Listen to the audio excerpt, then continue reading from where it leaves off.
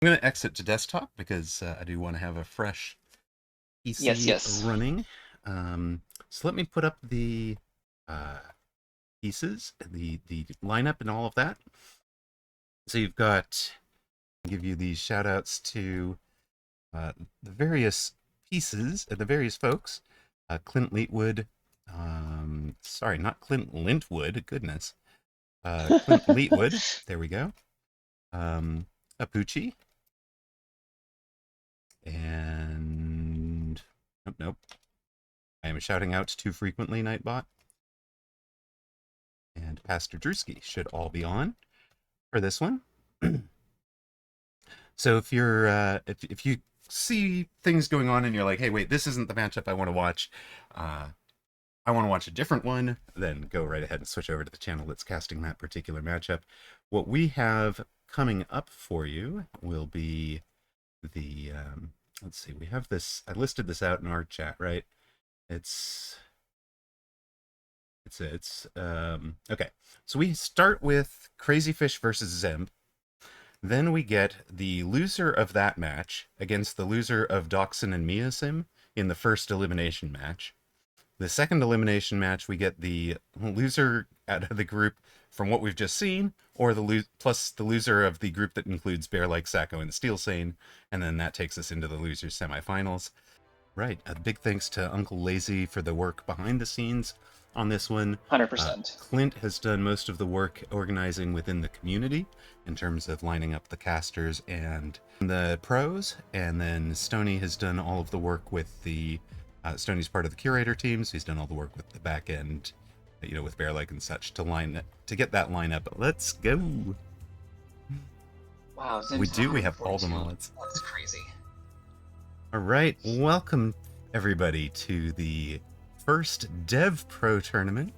Our dev in this match is Crazyfish, winner of the rookie group in Asia Weekend Tournament 69. Obviously has been hard at work, so not playing as much on ladder. Didn't have the combat power to get into the top division.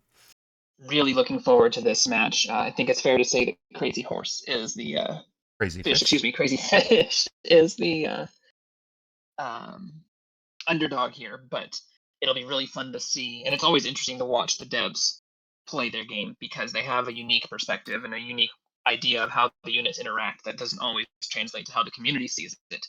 And it's really fun to watch those two ideas interact. I do agree. They've certainly thrown down some really interesting ideas when we've been watching them previously. Mm-hmm. Uh, welcome to round one of Dev Pro Tournament. Dzemp near side blue, the third place finisher in this week's weekend tournament European.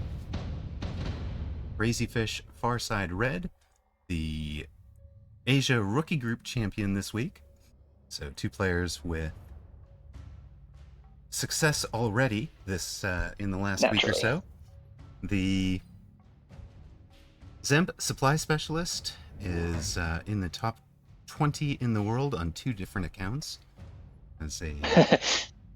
Has Arclight and Sledgehammer, adds a pair of crawlers, kind of standard formation, Yeah. where they will shotgun behind towers. Crazyfish does, I like this, the outside positioned Stormcaller. Crazyfish is an aerial specialist, which gives increased hit points and attack, 13% buff to all your air units, plus all the air units unlock for free. So a lot of players will throw down round one wasps. Crazyfish decided not to do that, building a much more traditional board with the two fangs behind towers that'll be in this flank screening positions. I like the storms outside of towers. Those don't get distracted by The inside running crawlers. Yeah, the running crawler piece. So, if I'm not mistaken, there was a little blurb about each of the 8 players in the tournament, and I think Crazyfish is a Stormcaller enjoyer. So, I would not be surprised if we see a gratuitous amount of Stormcallers by the end of this game. Just as an early prediction.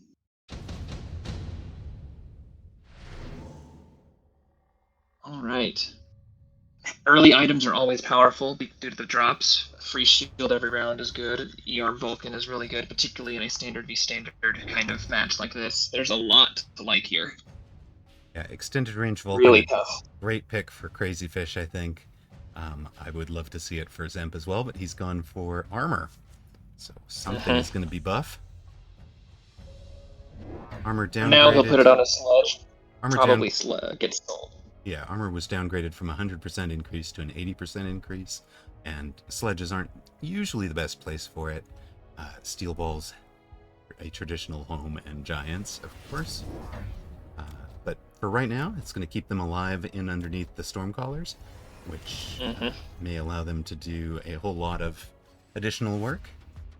Dzemp adds 3 crawlers at the back line. We've got our first, well, one more Fang in front, and then our first use of the aerial specialists, a free unlock for these Phoenix.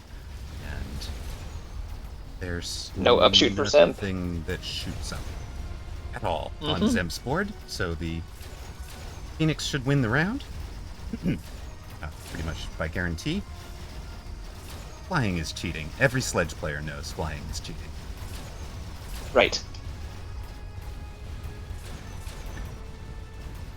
What do you want to see Dzemp do to answer the Phoenix, Titan? Well, he doesn't have the range on Vulcan, so Vulcan Mirror does not favor him because range is so powerful in that lineup. So, in my mind, playing from standard when the opponent has Storms and ER Vulcan is behind. If I'm thinking about being Dzemp, I wouldn't mind seeing a ER sledge card, and it could actually turn into a sledge carry build. I know that would make you happy. It certainly would. Other than that, I think a very classic option of like, I could see this being a standard OG Melter board. Could be really strong. I'm honestly not really sure what direction Dzemp goes, because he's kind of ceded the better Vulcan position. And he's also not the one leaning into Storms, so I'll be curious that he's not taking the lines that I would take. Yeah, Crazyfish is in the classic Vulcan Phoenix Storm right now, where you're using the Stormcallers as your long-range engagement, the Vulcan as your chaff clear, and then this Phoenix as your single target damage dealer. It's really, really strong formation overall, because you wind up with, once your chaff is gone, your Vulcan tanks for everything else. The Storms and Phoenix sit behind the Vulcan and deal damage from range. If you get to the point that somebody is shooting at your Phoenix and your Stormcallers, you've kind of lost that engagement. Here are the techs on the Storms. You can see he took one more Storm and one more Fang, and then managed to block. That was a good bubble. Yeah, managed to throw down a bubble, decided to throw it down at the very last moment to get that fire blocked, and he just managed to pick the correct side. Although, to be fair, it's not just picking the correct side. He said, I'm going to kill the chaff on the one side. If I were my opponent, I'd be dropping it on the side that I have the the Phoenix on. So, right. It's not just a guess. Read where Dzemp was like. What I'm really curious about. Yeah, go ahead. Right. Fortunately, the bubble does pop, which means he paid extra for a round by 100. So even though it was good in blocking the fire, if it didn't massively change the outcome of the round or stick around, it's down on econ on the net. Right. And if I've learned anything, it's giving away econ to a player at the 2,000 plus MMR level. I do not tend to win. Personally. Right, every dollar matters at that level, 100%.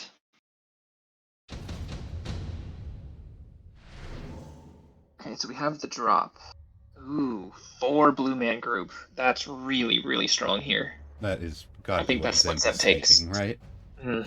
Right. Single target for whatever the Vulcan when it comes. I mean, you just got your birds. Right. Yeah, and the birds. It gives you so much. Yeah, it's just the correct answer here, I think. Yep. For Crazyfish, he took the new unit, the Farseer, a new unit in the 0.9 release. Brings out his 2 Vulcans. I think he sold the Farseer. He did, in order to afford the unlock double drop. Mm-hmm. So he spent 200 to unlock them, 400 apiece to drop them. You've got a card to enhance them, so they're extended range. So 35% less hit points, so they're a little bit fragile once the opponent gets into range of them. But they've got 115 meter range, and they're already doing 1,000 DPS. That will only get better over time as they gain levels into techs.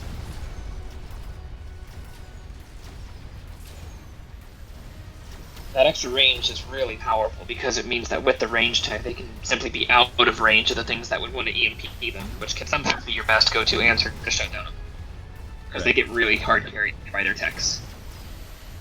That said, the ranged marksmen still outrange them, and blue marksmen are no pushovers. Right, these blue marksmen can actually stand up to a hit. They have 3,700 hit points. And with range, they're out at 180 meters already. So Dzemp, in addition to taking them, spends the tech to upgrade them. That can be really powerful if you've got that round 3 or round 4 drop, having a tech on that new unit right away. Right. I think Crazyfish would have been well served to take the marksman as well, potentially. I know he already had the bird, and it was a little bit against his intention there, but 4 blue marksmen is such a tempo swing. Yep. They both took the additional deployment. For Crazyfish, it's I've already brought my giants out, so now I just want to be dropping more of them. For Dzemp, boy. Look, I want marksman. I'm going for a full carry marksman build here. He elite recruited and used mass recruit. So 4 of them. Elite recruit lets you bring them in at level 2, and mass recruit adds 1 to your the number of squads that you're allowed to bring in. He had 3 from the additional deployment, so he brings out 4, 1, 2, 3, 4, 5, 6, 7, 8 across the back line, and they're all level 2, and they have range. Remember how I said I wasn't sure what angle he would take, and it would be the drop that defined it? Well, 2 turns after, drop plus 1, and we now have 8 level 2 units with a tech. Yep. Dzemp playing the game exactly as you read it. He's also added a storm. I think the storm was last round, right? Yes, because he masked this round. Yeah.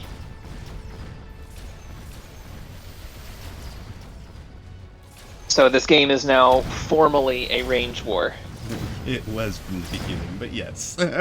Yes. It was from Dzemp's opening position, honestly, and Crazyfish being as deep as he was. I could always see a round 3 to round 4 cells and pivots and go into kind of like a push position. Which is something I thought Dzemp might entertain. Ooh, Dzemp takes the fortress from standard. Interesting. I'm interested to see where he's playing that. If it was to sell, he'd sell the Overlord, right? And maybe. Crazyfish takes the first free Scorpions, who's got the most money to play with. Just sold it, right? 600 sale value. Range Scorch. Yep, using it to fund so two techs here. These guys now have a 155 meter range and do 1900 DPS. If you're wondering, wait, I thought Scorch was plus 100%, and you're wondering why it's not adding up to 2000. The difference is the plus 10%, it's actually plus 12% off the tower, which bumped them from 90 to 100 damage. And then the plus 100% is plus their original 90% than the compared.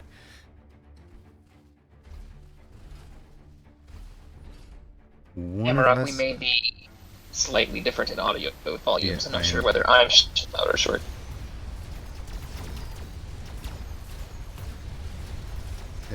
Is it me that is too loud, Soup Pirate, or is it Alpha? It's Alpha. We'll bring you back down there. Alrighty. Well, there is fire on the ground.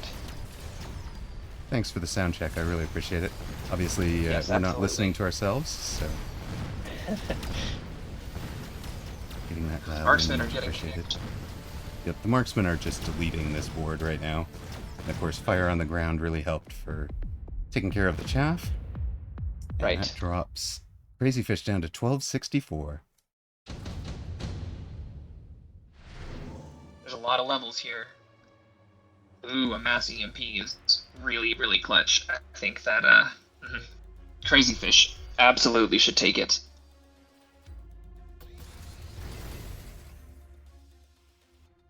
I'd also really like to see Dzemp take the elite marksman, because that every ounce of range is going to make a huge difference. I think that if he loans elite marksmans, that could be a closeout.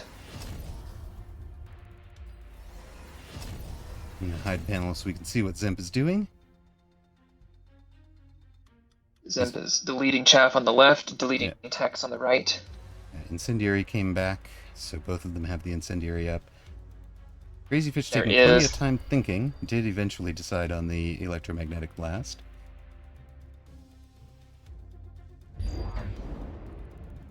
Strange place for the fire, in my opinion. There's not a lot of fast chaff, and everything gets pulled to the towers. I think that's mostly dead space. Right.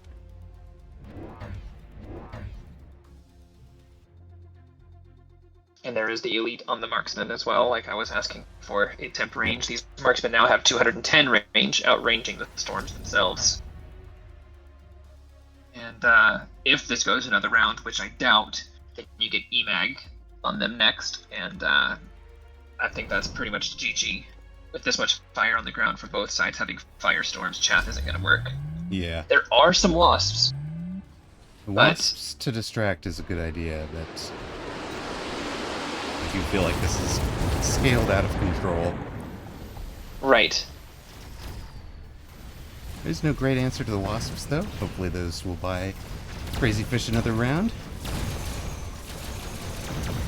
Fortunately, they are getting all the way up and running into the fangs. Fangs. Mm-hmm.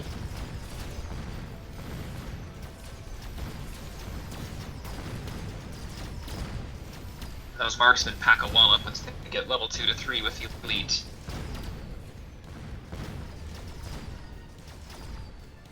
That looks like that is really close, but not quite enough. I think there's one more. Crazyfish staying alive. 334 hit points and a dream. Of course, this tournament is double elimination, so losing this first round match just means we will be following Crazyfish into the second round, if that is the way it goes, where they'll pick up one of the players from the other side of the bracket, I believe. This is tough. I don't think melting point's the pick here. I think Crazyfish probably needed Rhino Cache or Sandworm, because the melting points just won't outrange the marksman, and they make for good targets. Right, they're large single damage targets, right? What he's gone for is range. He's going to put them opposite the fort, which, I mean, it's understandable. But Dzemp has just accepted the fort as a large deploy. It's not doing a ton, it's just soaking damage. He's literally just allowing it to be a hit point sponge. It's only done 18,000 damage all game. I kind of thought he should have sold it, actually. I think it's underperformed relative to the 600 credit value it represents, but if it baited out Melter, then it's done its job. True, and he never did unlock Cell, so he's never moved the heavy armor either. So I was kind of imagining that's also true. I was imagining a unlock Cell, sell the sledge, put heavy armor on the fort, and that would for sure bait out the Melter, right? But he's not gone that route. This is my favorite way for Dzemp to answer the wasp, by the way. By range and air, Zemp's only anti-air is his own wasps or Phoenix. And so these wasps being double-tagged like this, even if Crazyfish doubled down on wasps of his own, that unless he really teched them, they would just lose. Right, these will sit back. Zemp's wasps will sit back just far enough out of range to tank, and then they run up and they become the late arriving air chaff that Crazyfish hopes to have himself. Of course, the Vulcans can't even target them.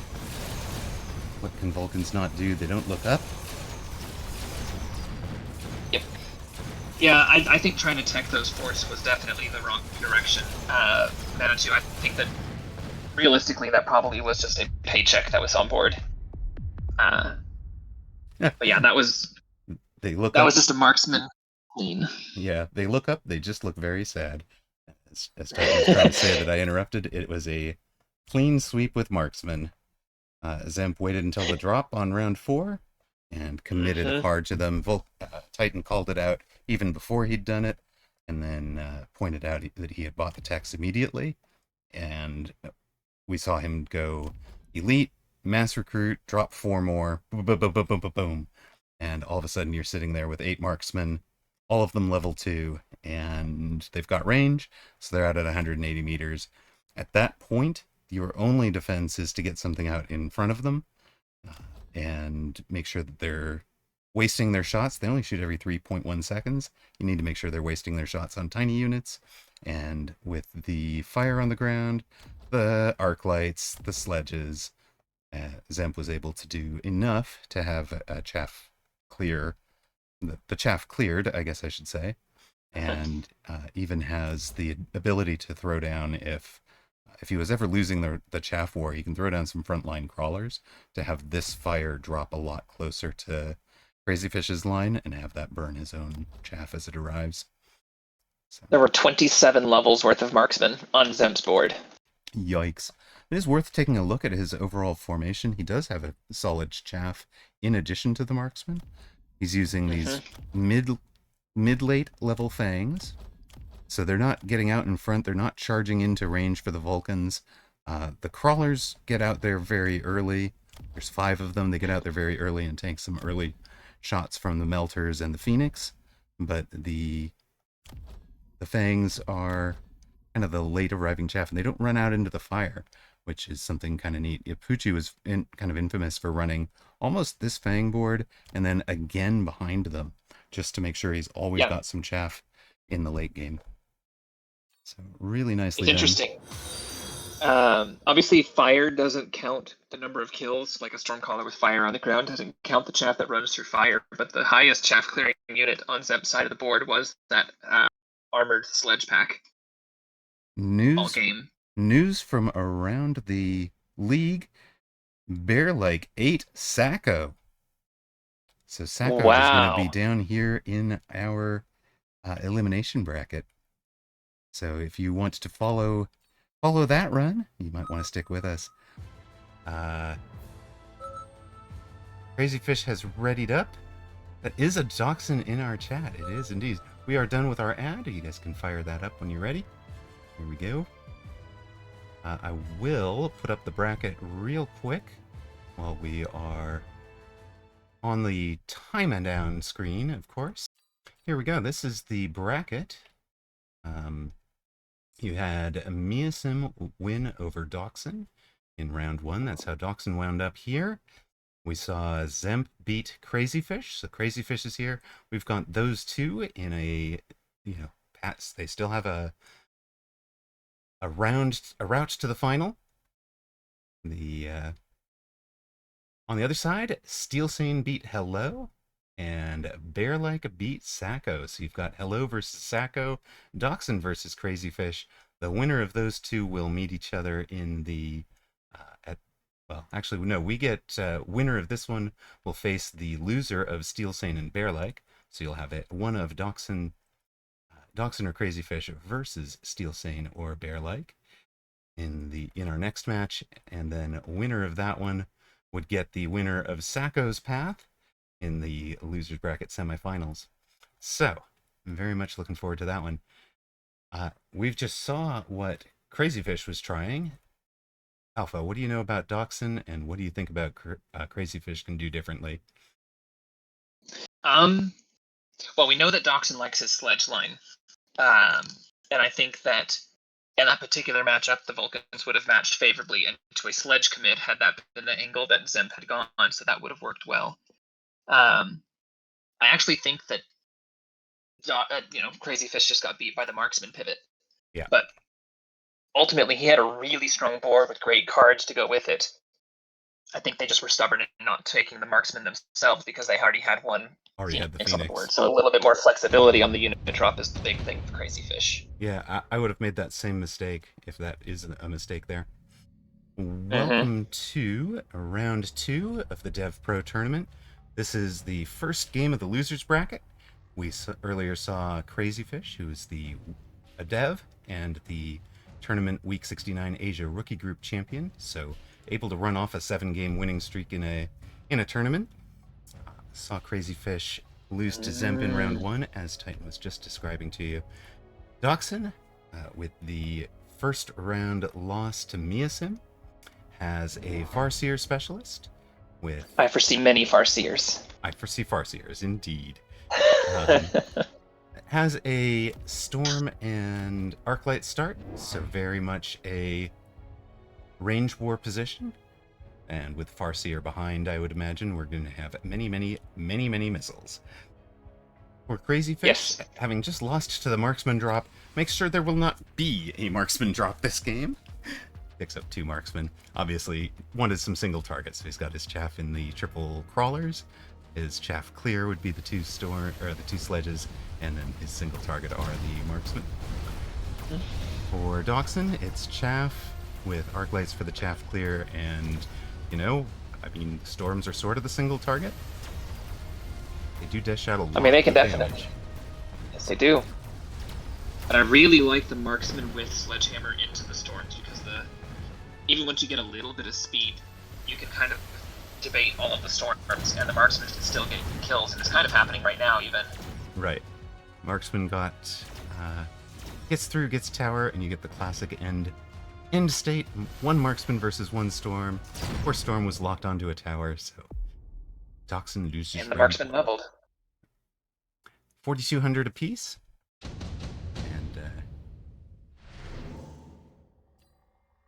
Immediate haste module. ER Phoenix if somebody wants it. Defensive Wasp Swarm. Doxun came a runner-up in the mini-tournament earlier today, a mini-tournament European. Picks up 2 more crawlers behind towers, corners and tower, I guess. The corners are the new ones. For Crazyfish, we know they like their storms. They've just picked one up. They're playing the Wasp Swarm defensively. And still has a deploy at 100. You kind of imagine that's going to be the matching crawler back in this corner, and it is. Neither player using neither player's using the Rhino to protect, or to the Rhino 3x3 to have some space to handle a Badger drop. Fire Badger link. Also, it looks like there's going to be a Marksman on Doxun's side, so this is shaping up to be a bit of a kind of a mirror match, but with a different formation shape. Right. Interesting. So, spending a missile just for an arc light and a handful of crawlers. Oh, that's Doxun's missile. That makes much more sense. Didn't quite get the overlap they might have wanted, though. I'm just kind of surprised to see Doxun missile this early. That missile doesn't really buy you a whole lot, I don't think. Yeah, he had that 50 left, and sometimes there's a chance, a temptation to spend it when it might not be the best choice. Sometimes it's better to just float your 50. I did put up the checkpoint prediction for you folks. It's a little bit late, but better late than never. I don't think that was worth the 50. And that's very uncharacteristic of Doxun, too.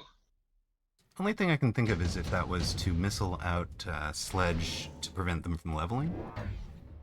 And Doxun would be very cognizant of a unit that was close to leveling. Doxun gets a second haste module. Hasn't used them yet. There's the Farseers, probably for those haste modules going to start in the back. Yep, there they are. Haste module Farseer. Plus 40% damage, plus a whole bunch of speed. Extra. Those are too forward, I fear. They are moving at 21 meters per second. They will catch up to these crawlers. Yeah, they might be too far forward. I think that I want those on the back line at that point. I mean, they are already like 20 plus meters per second movement. Well, they're 16 meters per second normally. They're 21 now.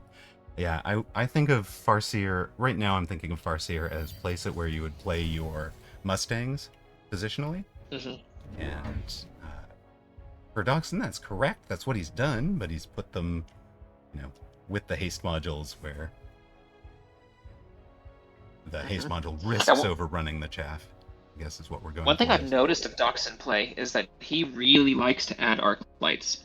And he really likes the 5 arc light formation that he's starting to build a line of, even when he has other units. So it'll be curious to see. I imagine he'll be ranging that shortly. Right. If he's transitioning towards range war, it'll be interesting to see what order he ranges things.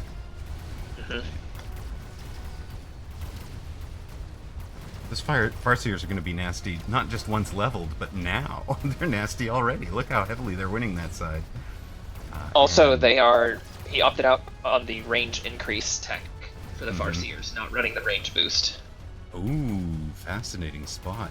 Wait, no, his Farseer has range boost. No, the boost, not the range tech, the range boost. Oh, the plus 10 aura. Yeah. Yeah, he's not running the range aura on them. Right. Preferring to run Photon to the plus 10% range. Or plus 10 meter range.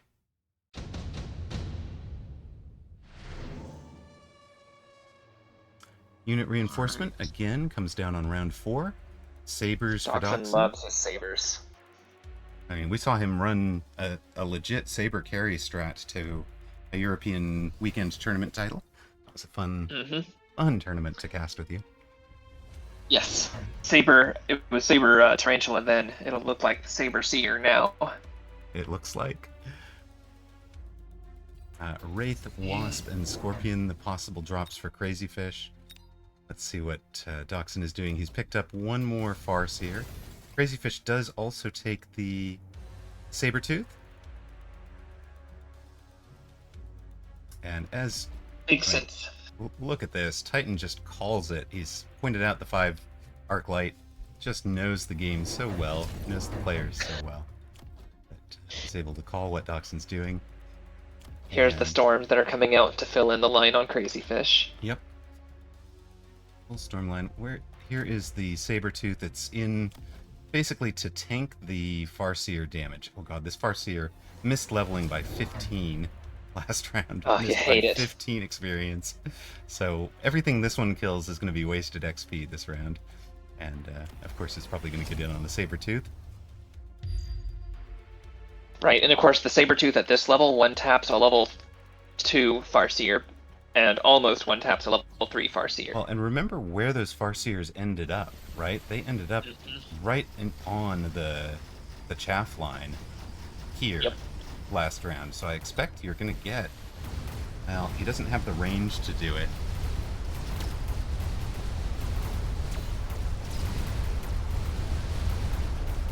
Crazyfish has a chaff problem, a bad chaff problem. Right, but I imagine he's planning on solving that with fire. Sure, that is definitely the plan. Right, but this is the opposite of what Doxun's done, right? Doxun's been kind of steadily throwing out some arc lights as chaff clear. And Crazyfish has not done that. Well, and Farseers are fairly decent against chaff. It's also hilarious to watch this Farseer get pushed around by the Sabertooth. It was pretty fun, yes. We're going to hide the chat window for the rest of the round here. Crazyfish down to 2,022 hit points. Doxun just under 4,000. Ooh, Nano is so good on the Saber. Yep, 100%. For both of them it should be. The heavy armor is tempting, but the healing value is so much, and it's not a tech, so it can't be turned off. Right. Healing as percentage based of your maximum hit points. So this item and this item would have worked beautifully together, but of course you can't get that. You can't put 2 items on the same unit. So... They both do it. They both put it on their Saber. They're going to have an additional... goodness. At 90,000, they'll be healing at about 3,600 DPS. Maybe 4,000 DPS. So you're going to need to do better than 4,000 DPS to kill this thing, which means it might come down to the 2 Sabers facing off. Either that or a tower debuff dog pile. Tower debuff dog pile would do it. Those are the 2 scenarios where one of these die, and I think that Doxun has consistently proven that he can push to the right side tower of Crazyfish to do that. Doxun's adds is a pair of storms. And and is it this pack of crawler? Yeah, 2 storms and a crawler.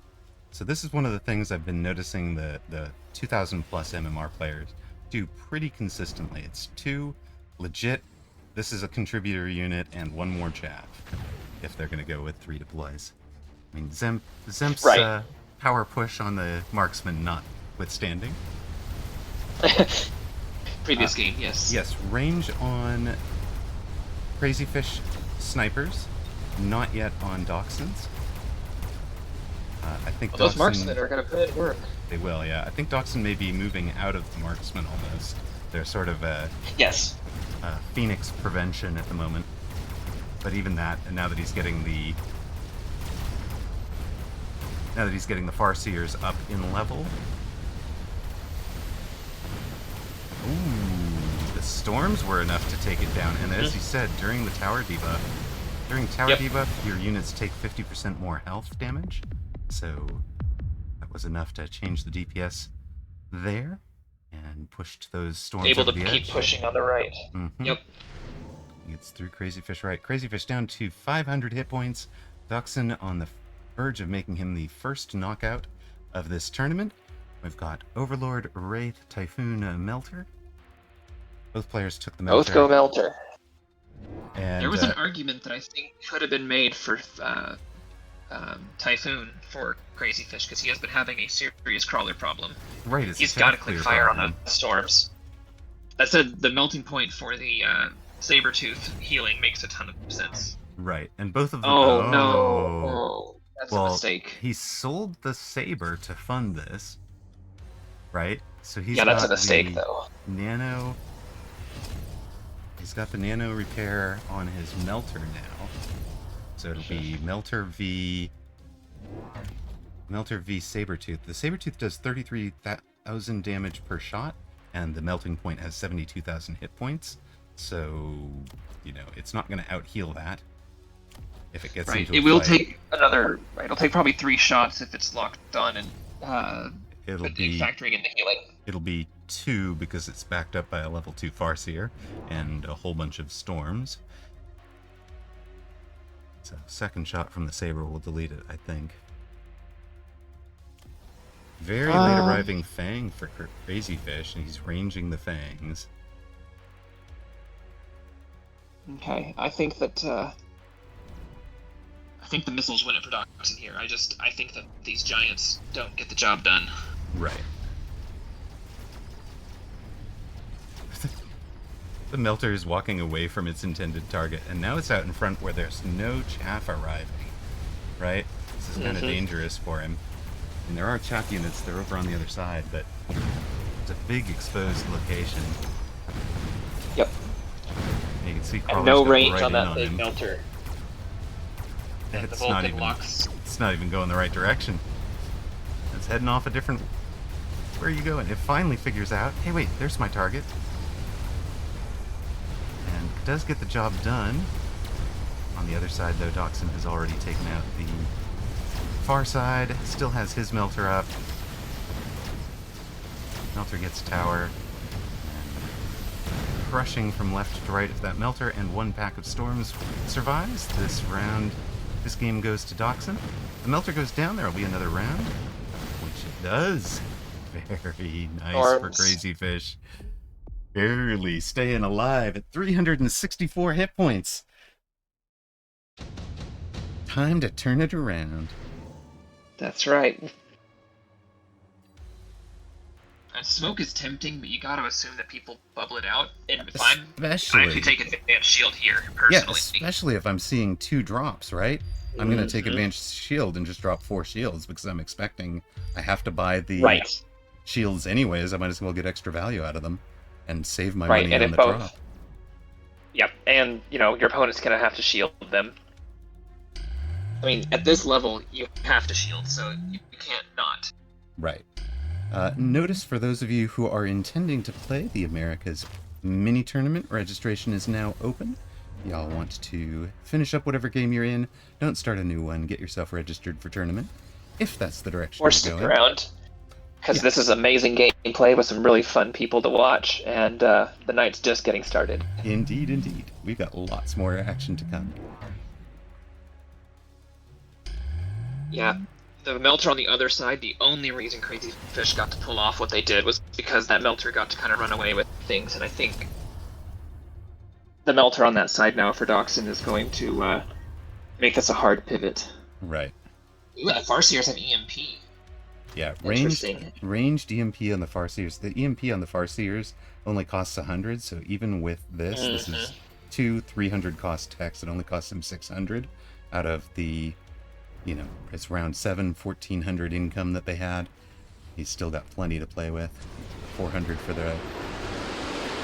400 for I this. like the idea of the rare units having a key 100 cost tech, like with the Sabertooth, it's the double tap, and for Farseer, it's the EMP. It's something that they can do almost inherently as a very low investment. Right.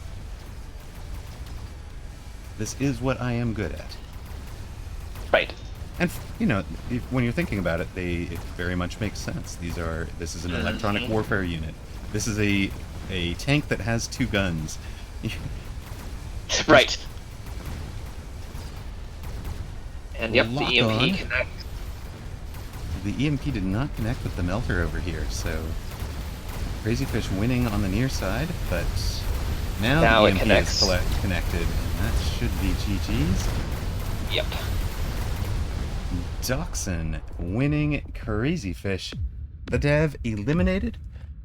Winner of the rookie group, but as you can tell, working too hard on actually building the game and not playing it on ladder. Fair enough. I can't fault you for Great that, game. sir. Thank you, GG's. But obviously, it's great that the devs, even without being playing super actively recently, you can tell from his combat power, you know, that we've got devs that are at the 1800 MMR level.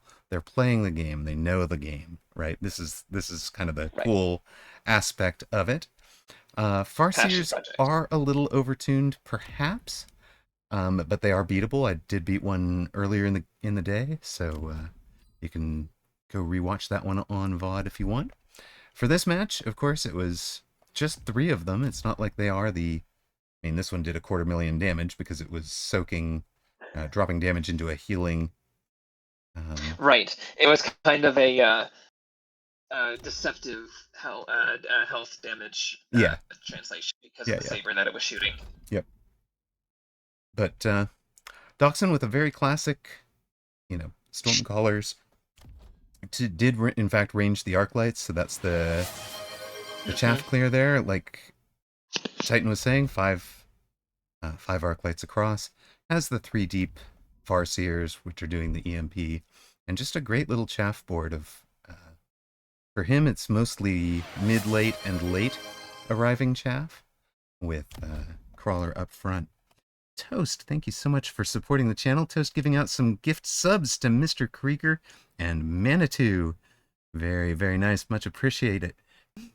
I will say, I think Crazyfish would have benefited a lot from clicking fire on the ground. Yeah, I was surprised he didn't. I was expecting that. All of the crawlers are late and would have run through that, and it would have been a huge boon. Because I think he was, even though he had more chaff, he was losing the chaff war because he didn't have the chaff clear. Right. Whereas the 5 ranged arc lights and 5 storms were outperforming him in the clear role. So using fire would have been a great supplement for him. And I mean, if you look at that, that is the fundamental difference between these 2 boards is we've got 1 more Stormcaller on Doxun's side, and then the chaff clear is 5 ranged arcs, so they're covering multiple angles, rather than 2 Vulcans that are covering one specific location. In breaking news, thank you, Manitou, Bearlike just won versus Steelsane.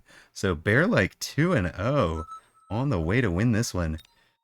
So Dzemp beats Measim, and Measim coming down to face the winner of Sacco versus Hello. Bearlike beats Steelsane, so you've got the unbeaten semis will include Dzemp versus Bearlike.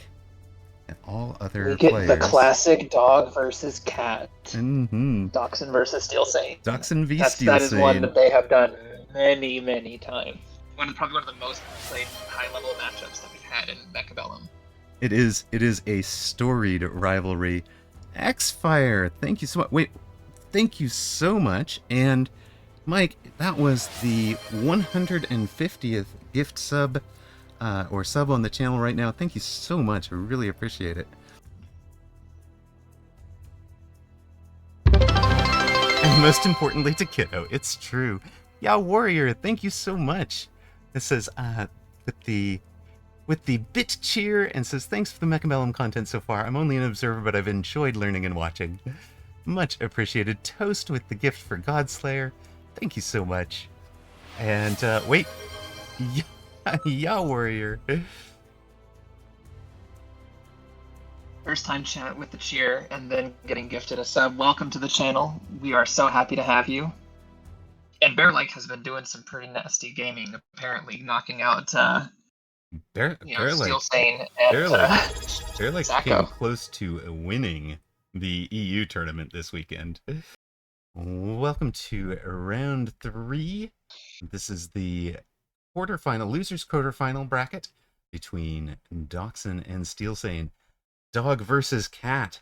Of course, these two have met many a time, and Steelsane is coming off of the most recent win in this storied rivalry, not against Doxun, but having beaten Apuchi in the finals of week 69 of America's Advanced Group 1, so took the very first gold America's badge.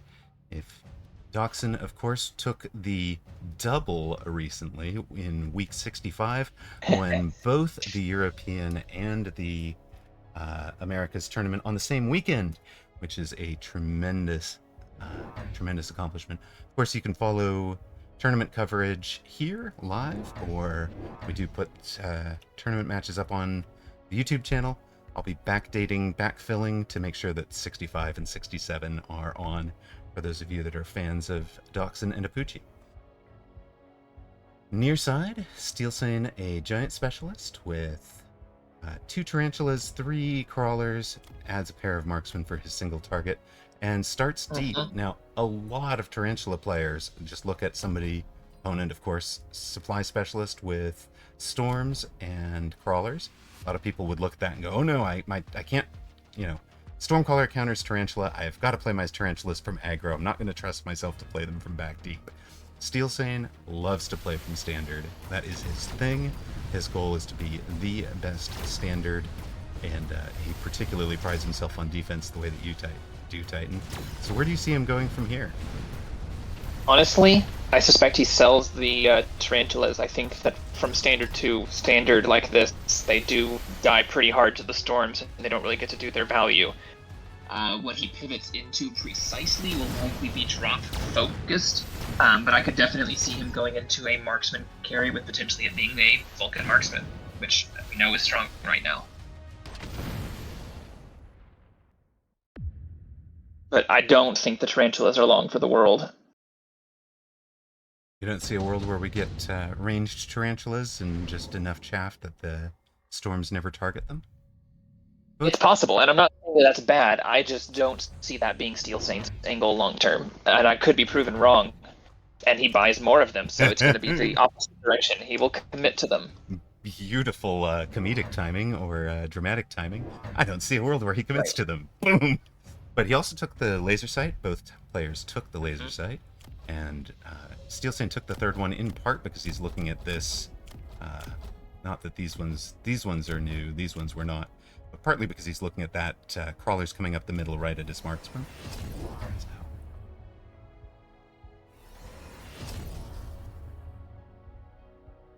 I think round 2 was a definite opportunity for Steelsane to either pick a direction or hold his flexibility, and I feel like he has picked his direction. And I'll be curious to see how these units fare, because he's kind of taken the first, you can't take it back kind of move. Right.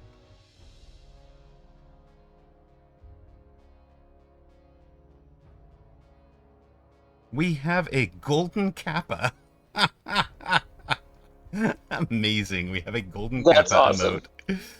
Oh my goodness. Thank you guys so much for the support. I really appreciate you all. Again, without those of you that support the channel, especially as the ones that have supported me so heavily, we will put up a thank you for them in a moment. Thank you guys so much for the support that you've done for the channel. Without you, we would not be here. What do you know? Doxun's building out his Arclight line. Yep, Doxun has 3 Arclights. Of course, this one's new. He picked up new Arclight, new Crawler, and new Marksman as his lineups. Tourney time, if for those of you playing that, your matches are about to start. So you can drop us. You don't have to turn us off, of course. You can leave us in the background like you're listening to matches on radio while you play your own.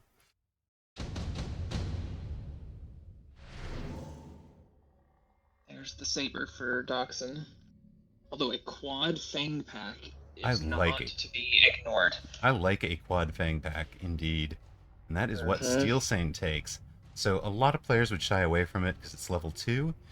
Steelsane, we talked about how he likes the deep, late arriving fangs. We've talked about that for lots of players from Standard, Apucci in particular. But for Steelsane, these are some flank screen and late arriving. They're not going to get destroyed. He's he's counting on them not feeding XP and also preventing any kind of flank shenanigans, any kind of wasp call in. Even if you dropped a boat down here, this double pack can win against that boat call in. He takes a 4th Tarantula, while for Doxun, it is a level 3 Saber, which gets the laser sights. It's up to 115 meters, and it's on the same side as the level 2 Tarantula. He also added range on those arc lights and a little bit of chaff. Mm-hmm. Yeah, range on the arc lights for his chaff clear. So he's up to 135 meter chaff clear, where Steelsane's chaff clear is still 75 meters, except for the one on the far left that's 115. And yeah, level 3 Saber beats level 2 Tarantula. Who knew? It's just so much tempo. It's just so strong. Now, if they get to dogpile on it during a tower debuff, it could still lose, but I think that's the only world. And I don't see that world happening. I think that the Saber is going to win the round. The question is, have these Arclights all farmed to level up the level 2 Arclights? Or the level 2 Fangs? I mean, Fangs. And I think they did. I think all 3 of them did. I don't know if you want the levels on the arc lights, though, necessarily, because they're kind of doing their job. There's nothing that they can really kill. There's another additional deployment so strong. We are going ham on these tarantulas, but Both of them took it, yeah. So Steelsane clearly going to attack those tarantulas in a moment. Yes, has to. Stops and thinks about what he's going to do. Besides, the play is 2 more, so it's 7 tarantulas. And on Doxun's side, 2 more storms. He's still got a deployment left and 250, so he can afford, for example, another Sabertooth, which I would expect to see here, but it could kind of pair with this fellow. Yeah, there we go. It'll be mirrored. Mm-hmm. And with this many untech tarantulas, obviously they'll be getting attacked next turn 100%. There's just too much on them, too many of them on the board not to, but I fear that trying to run this many tarantulas into what is turning into a Sabertooth board with storms as backup is going to be a losing position.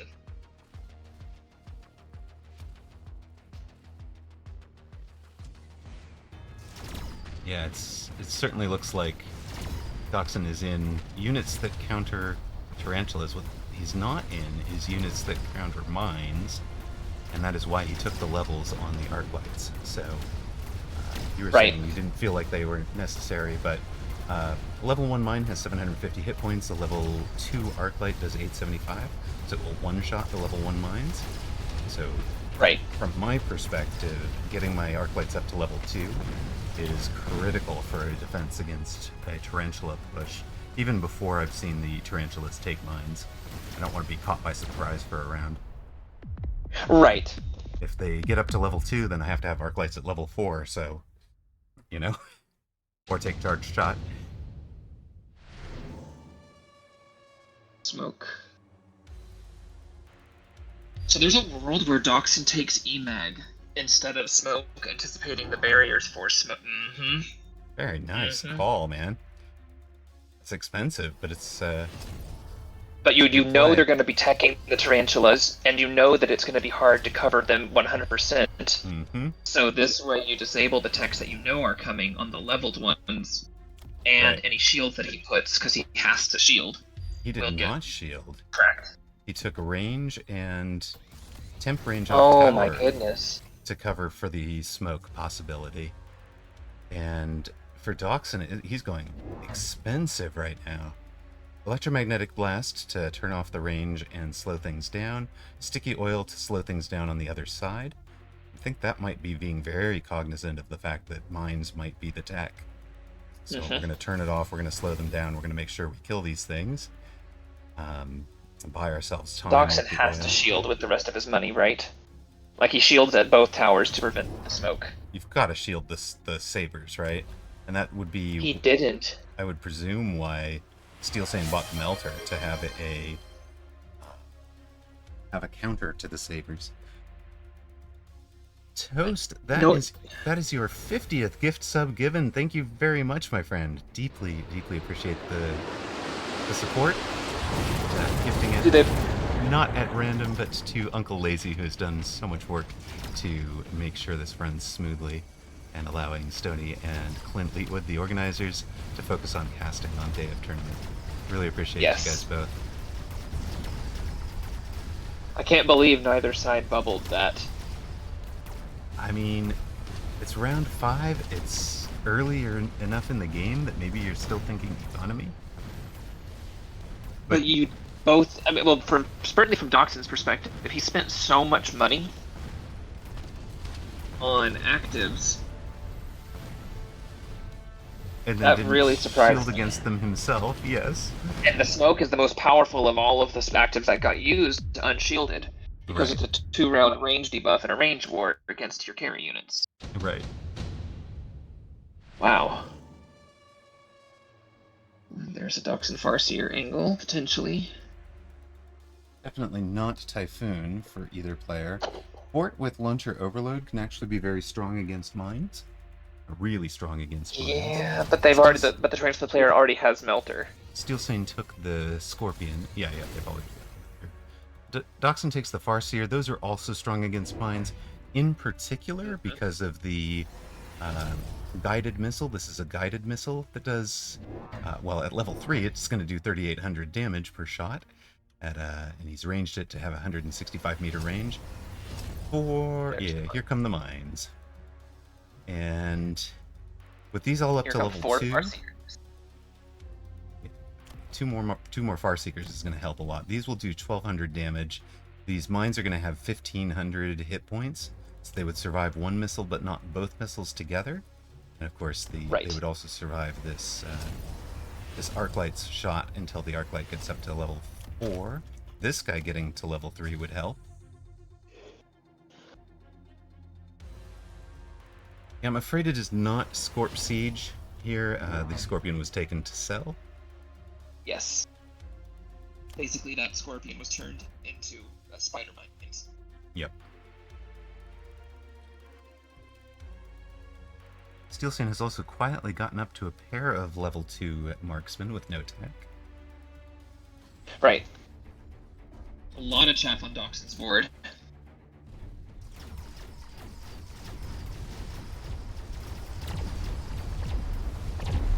Those Farseers are doing good work against those mines. They really did. That was a great call in terms of turning off the mines, using the Farseer instead of the Arclights. Arclight.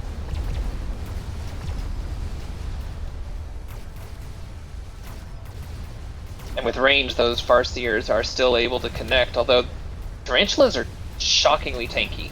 They are very tanky. I really wish Level they were running a heal tech.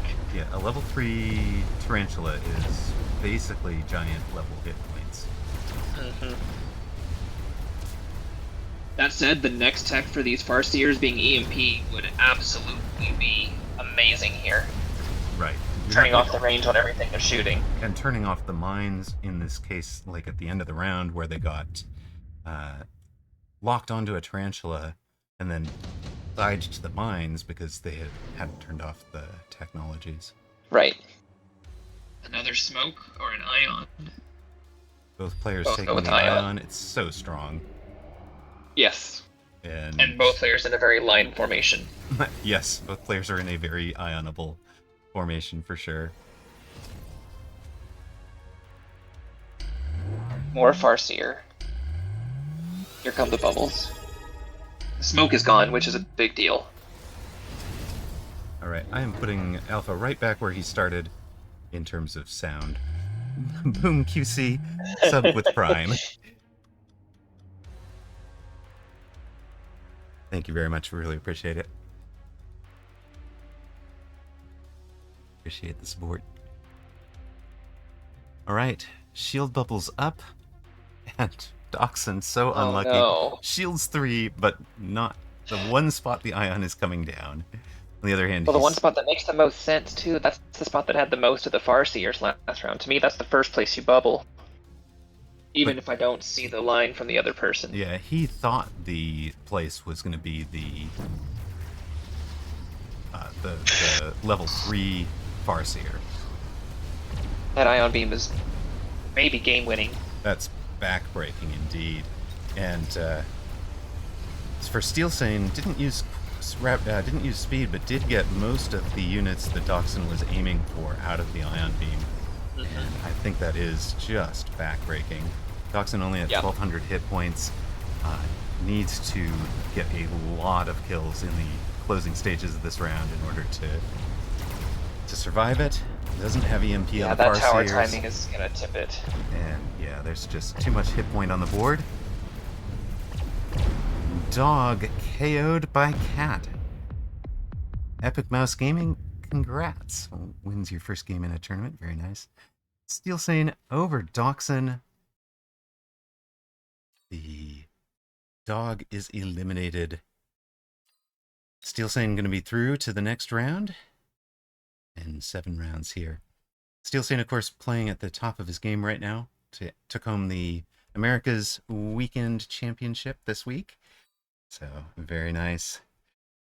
Rip dog, fun to watch indeed. The Doxun, and Doxun, for those of you that don't know him, very, very sweet guy. Says bang, rolls over and plays dead. Indeed. But he's really, really sweet. Really happy to sit down and talk about the game in theory, the science behind the game with people. Is in the guild. If you're a member of the guild, you can find him there under Doggo Scientist. All right. Board state. It's Steelsane just committed into the tarantulas rather than getting scared out of them by the existence of the storms. It was a round 2 defining decision to just commit hard into them. I would imagine this is something that he has played out numerous times as well.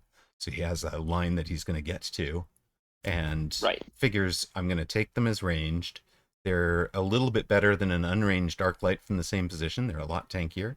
I'm going to take the spider mines and count on the spider mines being additional chaff, and the rest of the board. There's not much, right? There's just two marksmen to keep Doxun honest about Phoenix. 2 melters, which were handling the big units on the dog's side. They chewed through the high-level Sabertooth over here. And Doxun says, I got really nervous when I saw him get all those spiders. Indeed, I thought the pivot to Farseer instead of Arclight for defending against the mines was really good, honestly. It's really interesting because I know, Doxun, you love to play tarantulas. And I thought that it was very interesting because I would have anticipated slightly different lines on the response there. I was curious. I guess you see Tarantula as really strong. Does that get in your head when you see your opponent playing a unit that you think is really strong? Yeah, I called out EMP on the Farseers as the thing I wanted to see for round 7, for sure. But with the Ion and all the shields, it changed. It got changed 4 things. Farseers in all your storms. Yeah, it being on the one side that wasn't shielded, especially, right? Turns out that we would have been painful. Yeah, we would have been better with EMP and no shields, I guess.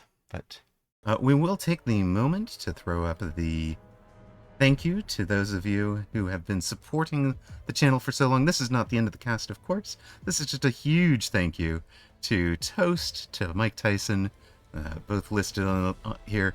Just Nash XYZ, Ocelotus Gaming, Blue Feral, Mr. John Thursday, and Salt Monkey Zach have been the huge supporters of the channel, and deeply, deeply appreciate you folks who have done a whole lot for us. Really appreciate you. And of course, the mods, Zach, Zalex, Cody, Alpha Titan, whose voice you're hearing, Wolf Factory, Decaf, Ocelotus Gaming, and Ghoster Supreme. Really appreciate you guys.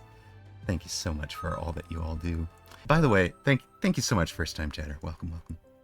All right, coming up in just a moment, we'll have Steelsane versus Measim in the Losers Bracket semifinals. Throw up the bracket. Here's how things have progressed so far. Measim beat Doxun in round 1, lost to Dzemp in round 2, beat Sacco in round 3. For Steelsane, won his opener against Hello, lost to Bearlike in round 2, beat Doxun in round 3. So we get Measim versus Steelsane. On the other side of the bracket, Dzemp beat Crazyfish, Measim, and Bearlike to make it to the final, while Bearlike has come through with wins over Sacco and Steelsane before losing to Dzemp. So, Bearlike awaits. Might have a rematch of Bearlike versus Dzemp for the final. There will be plenty more action coming, and I do hope you guys do remember to give the channel a follow and all that. Welcome to the Losers Bracket semifinal featuring Steelsane versus Measim. Measim, of course, one of the devs. Over 2,000 MMR, beat Titan and I in back-to-back matches on ladder yesterday in the 2v2 world. So not just playing 1v1, playing 2v2 as well at a very high level. Steelsane playing at the highest level. Took the weekend tournament for advanced Group 1 of Week 69 America's tournament, and is near side blue with a supply specialist, Tarantula and Fang.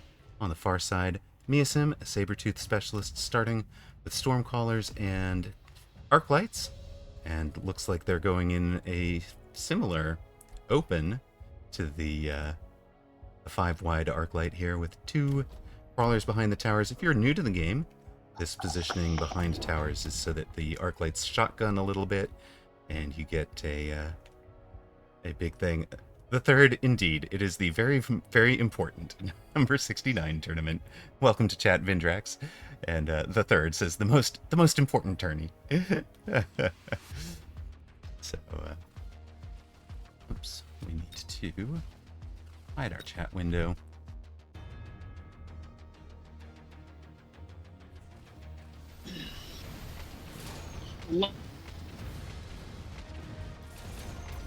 Titan, your mic may have just cut out on that. Steelsane has gone for the round 1 Phoenix as supply specialist. You've got the extra 50, so this costs 250. Nobody else has the ability to throw down air, so in round 1, you get 50 to unlock, 200 to buy. It's basically the same as having bought two 100 cost marksmen in terms of having your long range single target unit. But of course, Measim with all the Arclights and Stormcallers had absolutely nothing that could shoot air. As Phoenix gets to clean up, they will be leveling. You could tell from that big gold badge down in the corner. And Measim nice. Dropped to 4,900. Welcome back, Titan. Sorry about that. Alright, haste module. I could see a fast teleport here for Measim. He does like to be tricky. Deploy module could be good for the same reason.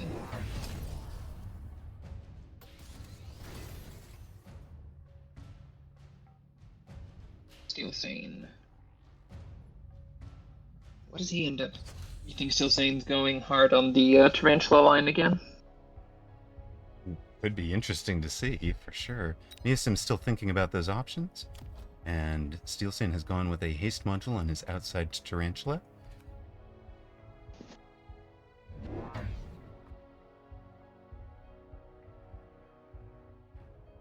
Looks like Measim chose to skip.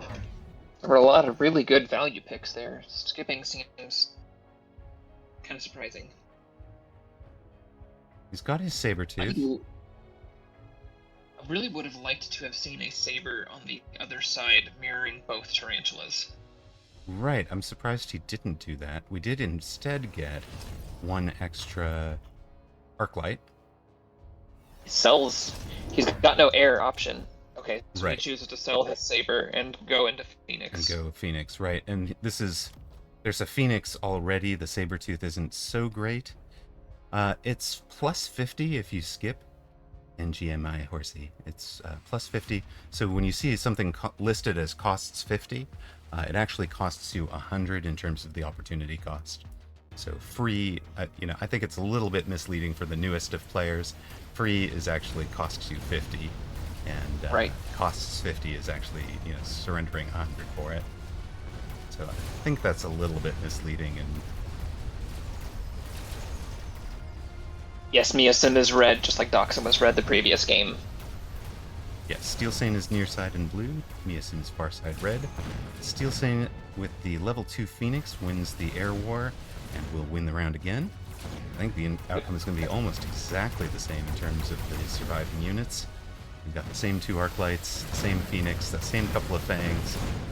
So all the additions, all the changes, we get the same precise outcome. 100, 200 hit points dealt to Measim.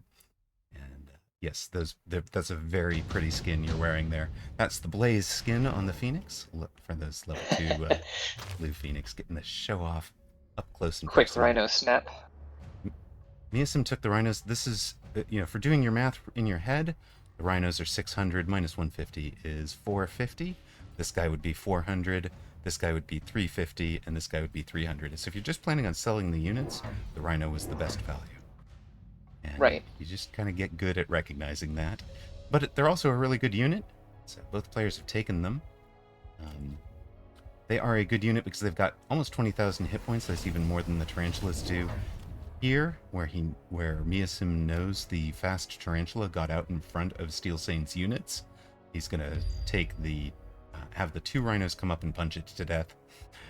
Steelsane, we're going with it. You've seen the distraction crawler.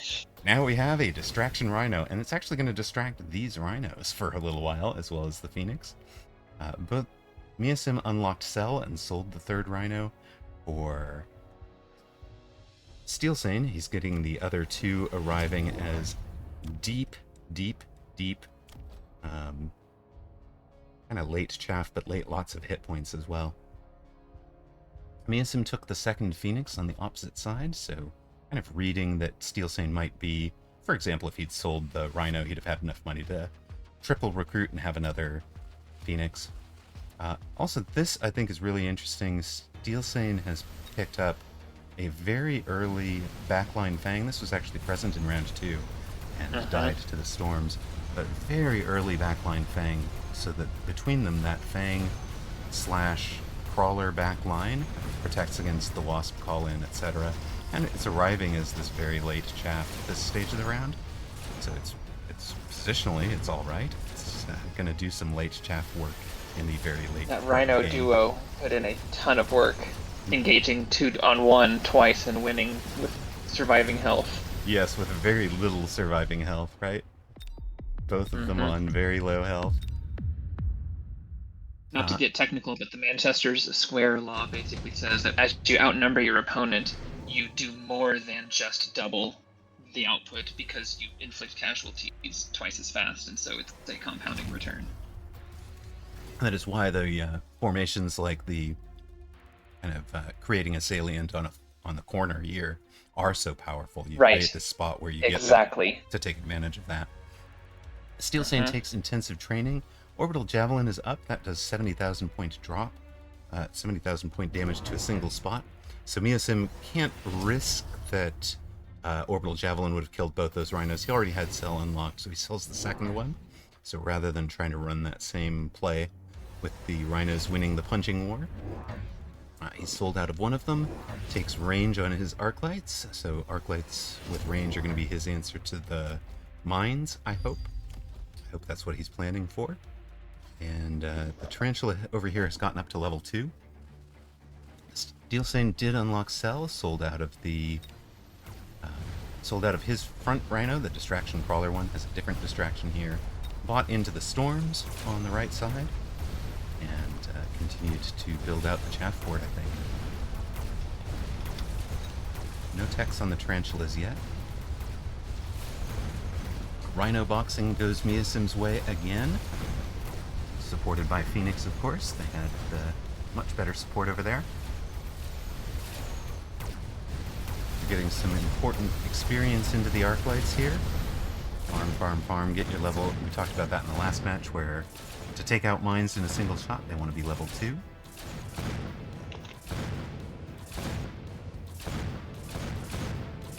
And we're back to the rounds of Steelsane winning by 2 surviving Phoenix and doing 200 damage. So, of course, as Mr. Krieger points out, you know, Steelsane's won 3 rounds. He's done 600 hit points of damage and left Measim at 4,500. Measim won 1 round, but it did I think the technical term is a boatload of damage. Maybe it was a rhino punch worth of damage to bring Right. Steelsane down to 2,800 hit points. So Measim in the driver's seat at the moment, despite Steelsane winning rounds by small edges. That round he won, though, was very much on the back of a pair of rhinos getting Right. good series of engagements, and those have been sold out for value. I still think I prefer Steelsane's position long-term at the moment. Measim takes the sandworm, bringing in the mobile beacon. So we've seen Steelsane using the mobile beacon to kind of distract. This is a mobile beacon that's aimed at a weakness on the board. As far as Measim's concerned, he can get in, he can take out. If these tarantulas are hanging out there, they're not going to be able to handle 97,000 hit points of worm, and the worm is going to just delete the tower, and then hopefully also delete the stormcallers that can't do anything about a level 4 Phoenix. Now we're changing sides because we don't want to go to the level 4 Phoenix. We'll go to the side that he doesn't know has a level 1 Phoenix.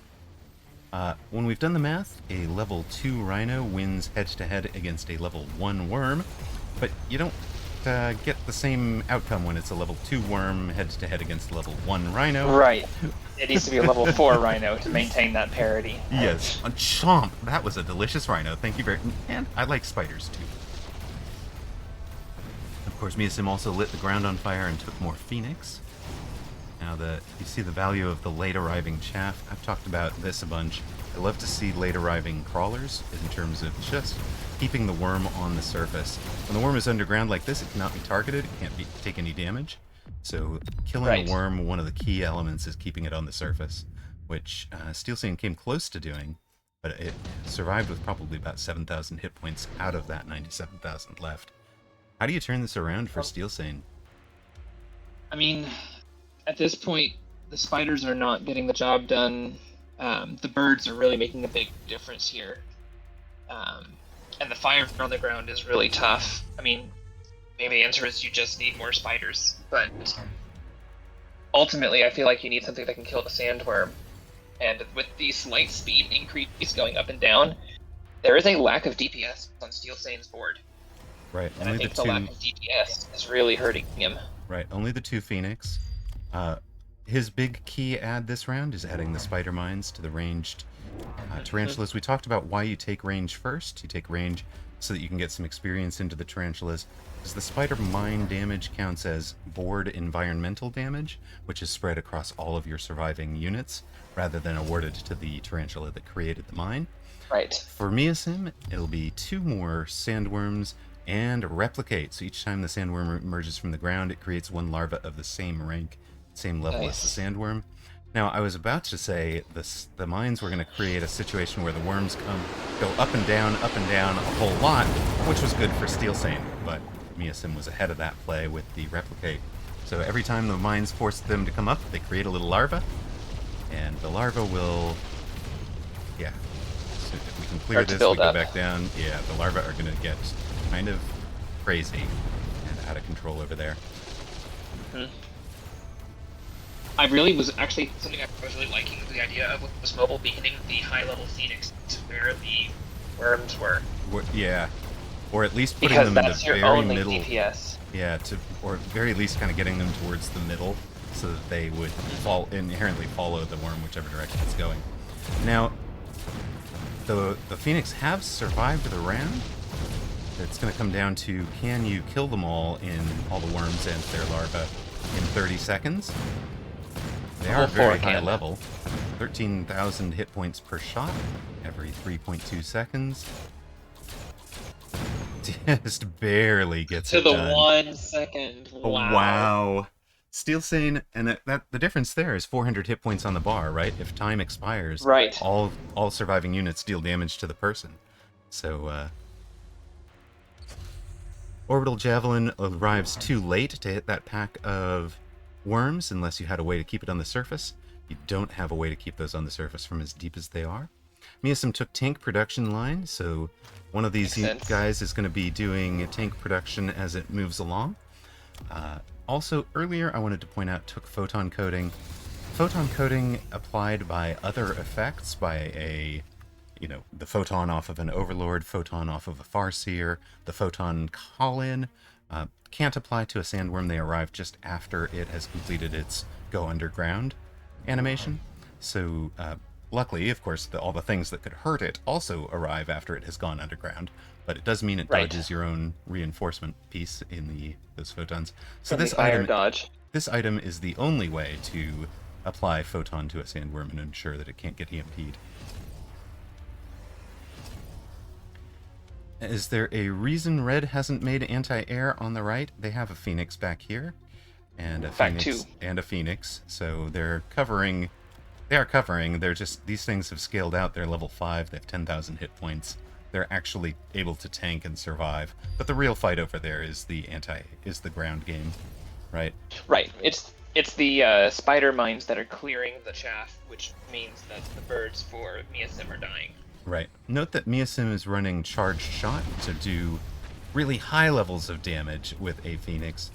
I've found that if I've fallen behind to Spider Mine, one of the most reliable ways to clear them out is rapid reload on the Phoenix instead of charged shot. Right. You're going to do less overall DPS. This increases your DPS by more, but you don't waste as much in overkill.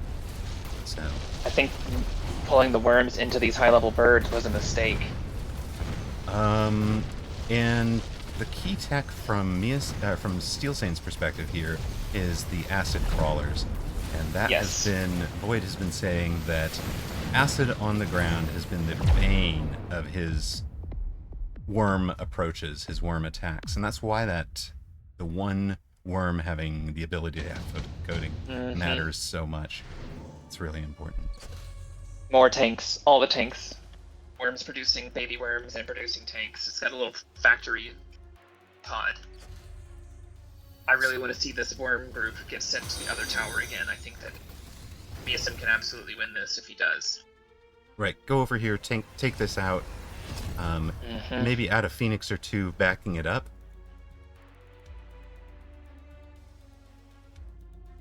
I'm not sure about the Sandstorm, because there's not a lot of ground units whose range is messing you up, I don't think. I will say this hexagon of worm formation in the middle is looking really cool, and if I was that arc light in the middle, I would feel super important. Yes, they have built around me. Of course, that arc light in the middle is going to get left behind on this mobile beacon. That's okay, it's the formation deployment that matters. Exactly.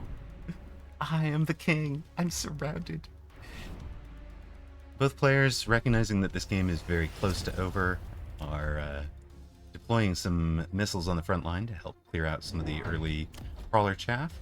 Note that Steelsane is not taking loan yet, even though he's down to 880 hit points, and neither is Measim. Measim just taking the high mobility.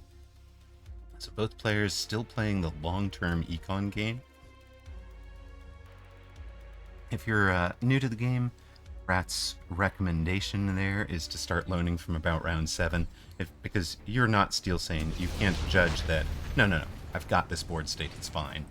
I don't need to take a loan right now to survive. Well, and sometimes it's, I win, but I didn't win the game because I didn't loan. Right. And then you give your opponent one more turn to potentially stabilize, get the spell they need, the unit drop. Right. Every chance your opponent gets is it's a downside for you. Right. You know what's really happening here is there's not enough late slow chaff for Measim. That's why his birds are winning on the right. Is specifically because the fangs are trickling in front, even if they're dying. Right. And I think Measim's trying to get too tricky with these sandworms. I think he had a window 3 rounds ago to beacon to the left again. And it's starting to slip. It's definitely getting away. Orbital bombardment, great. 2,500 damage missiles falling for about 15 seconds or so. But right, we're gonna. Steelsane, is that really where you want that? Don't you want to just close out one side's support? Interesting. Interesting choice. Forts. Are they going to be AA forts? They have Birds been. that are getting you. They have been sold for value forts. No, wait, no, there's 2 of them still. And 2 on the left side. Are they shield against the orbital bombardment? Nope, they're It is AA air. forts. Yep. That's what I figured, because he's losing to the birds. And Steelsane has Steelsane taken took- shield to keep Because the of the birds orbital. alive because of the orbital. It's also going to do a lot of work against the AA barrage missiles. Yep.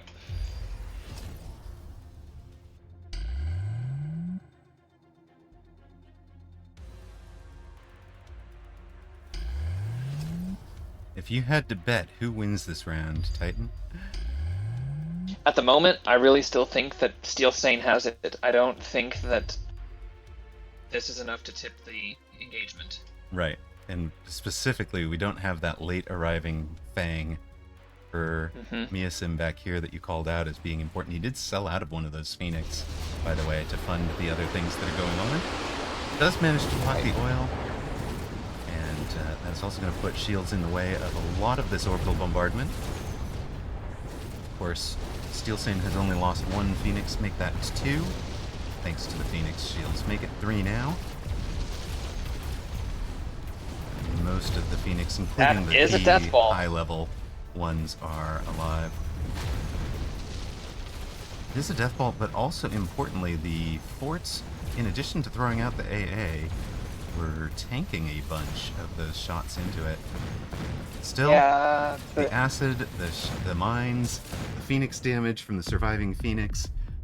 Steelsane, the winner, and Measim knocked out. So I liked the shape of Steelsane's board from the beginning, and his only problem was he didn't have stopping power. But once your tarantulas get high enough, and once you get enough birds, you're able to put them down. So Yep. I did want to point out, if you are fluent in Russian, you can give Steelsane a follow over here. He is currently streaming as well. And he'll be up against Bearlike in the next match. Measim knocked out. You guys were asking what MMR is Measim at? 2126. I actually wish and asked Bearlike to do that they would show this up as part of the splash screen for spectators when we're in that 90-second countdown. So yeah, this was neat. The hex ball of doom with the mobile beacons to attack wherever it was that you felt you needed to attack. Very cool strat. And Steelsane showing you the canonical answer to it. This will show up as a skill check at some point in your climb on the MMR ladder, and it's why I have switched to running acid on crawler. And have you switched that as well, Titan? I had not. You have not. I do obviously have the spread formation on them. I think that's really, really strong. Yeah, spread on the crawlers helps a bunch, but the acid is what Void had said was killing him when he was really forcing this worm strat. So I switched to it for defending against exactly this if it comes up in one of our games. Other than that, I will say the single target is Measim- coming out of the Phoenix, especially this level 6 from round 1. You know, he took that supply specialist. We called it out when it happened. Got the laser sights on it. Took range. This thing has done 500,000 damage this game. So. Yep. Faded, I also thought that was really funny that Arclight must have felt like the king of the world. I honestly think Measim won the first round that he beaconed to the left tower straight, and then he tried to get creative with his angling. I think a straight beeline gets your worms up and down more often. You get more support worms. I don't think Sandstorm actually helped all that much, and that was a big credit investment. But I really feel like Measim had like 3 or 4 opportunities to do that last 800 hit points of damage. Right. Just didn't quite push it over the finish line. Yep. if you're here, we would love to keep going, and we can watch this next match. We'll take you all It's the way funny, through we've to the been final. actually viewing. We've always viewed it from the underdog position Yeah. of people who have lost and are fighting to stay in it. So Yep. you can kind of keep that underdog story alive and well all the way to the finals with us, because that's where we'll be. All right. So Steelsane has beaten Doxun and Measim, now facing Bearlike, who is the only person who's beaten him this tourney. So Bearlike winning over Steelsane earlier, then lost to Dzemp, now faces Steelsane again. I mean, they are both great. Apparently, Bearlike is on fire and has already beaten the cat once.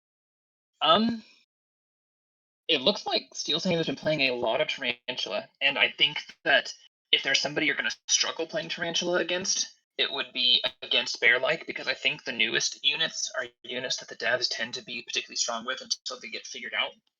And so I suspect that Bearlike probably has really strong anti-Tarantula plays up his sleeve. So it'll depend on the starting units and the directions they go. But I would honestly say I suspect Bearlike is the person that I'd put my money on if I had to pick blind. Welcome to the semifinals.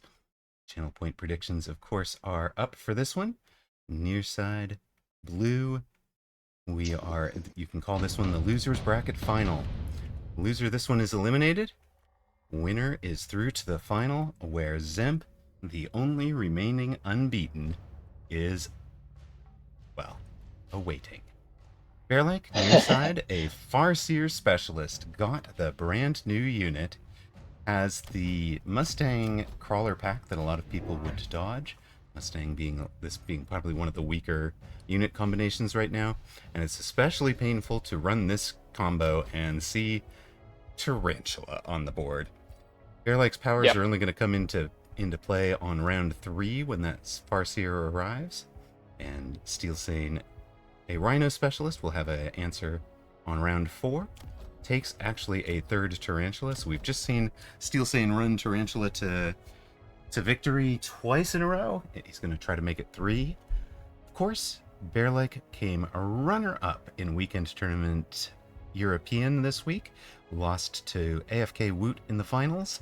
Woot playing under the name Prince Boji. And Steelsane, the champion of America's Weekend Group 1. You can follow all that action on YouTube. And of course, we'll be back next Saturday's tournaments as well.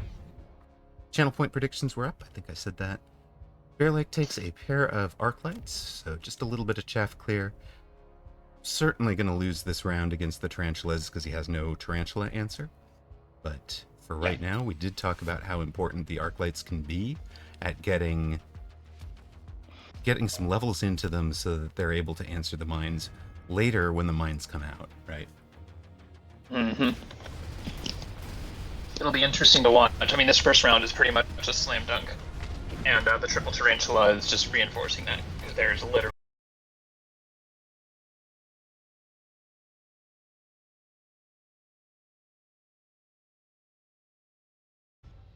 Spiders. Steelsane. right. And it also counters what you might expect from a lot of the other drops, which were medium-sized ground units. Right. Steelsane doesn't mind having both Tarantula and Fire Badger. Let's go. Is the stream dying? I am seeing no dropped frames on this end. I didn't... Oh, it is dropping for a moment on my side to observationally, but it's back.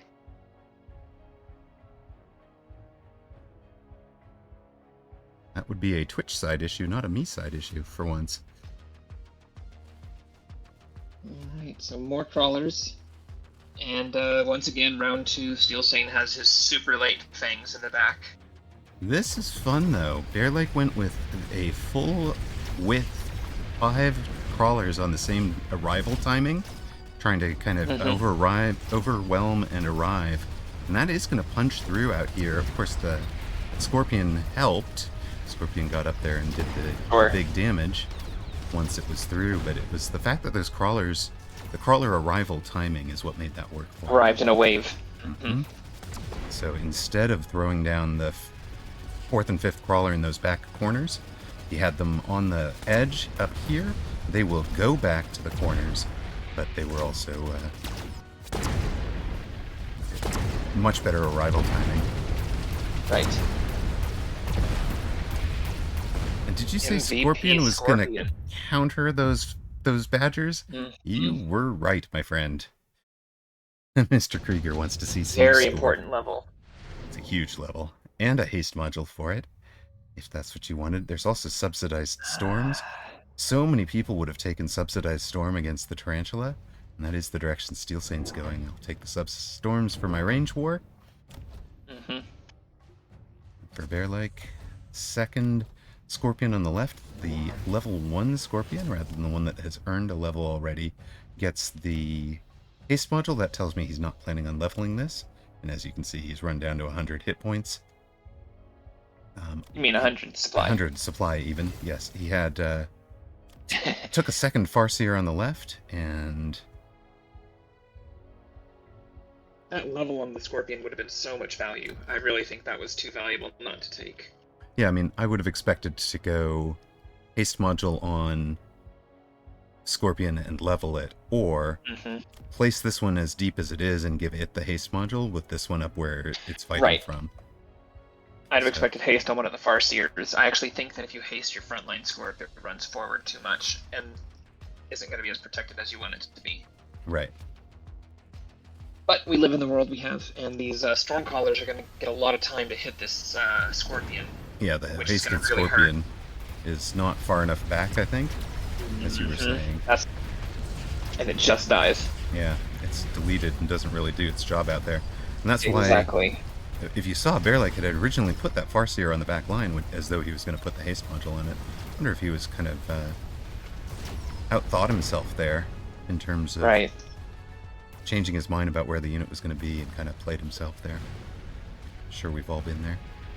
That's cute. Wow, this Farseer is dancing around the... Well, that'll get fixed. If it happened to Bearlike, it gets fixed. If it didn't happen to Bearlike, it didn't happen. Round 3, Steelsane wins. Bearlike down to 2,500 hit points.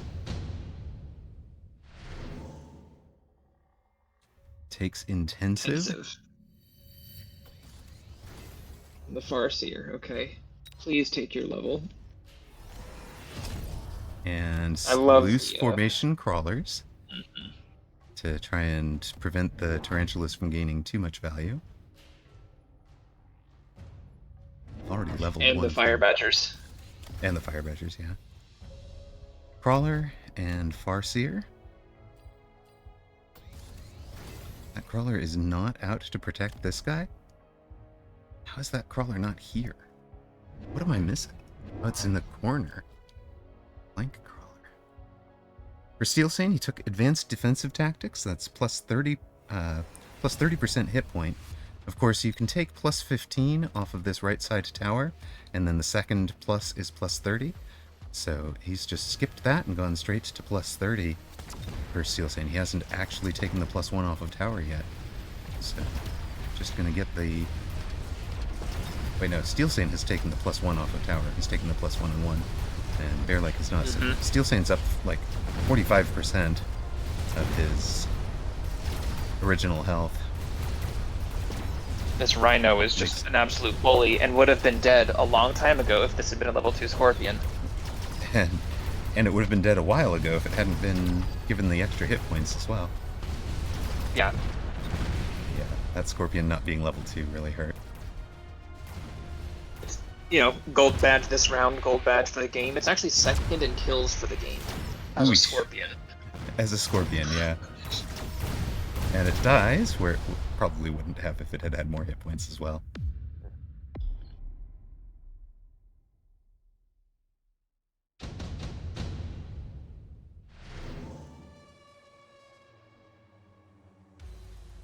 Here's where Steelsane can add the melting point, though, to go opposite that Scorpion, and now it may be too late for that Scorpion to start scaling.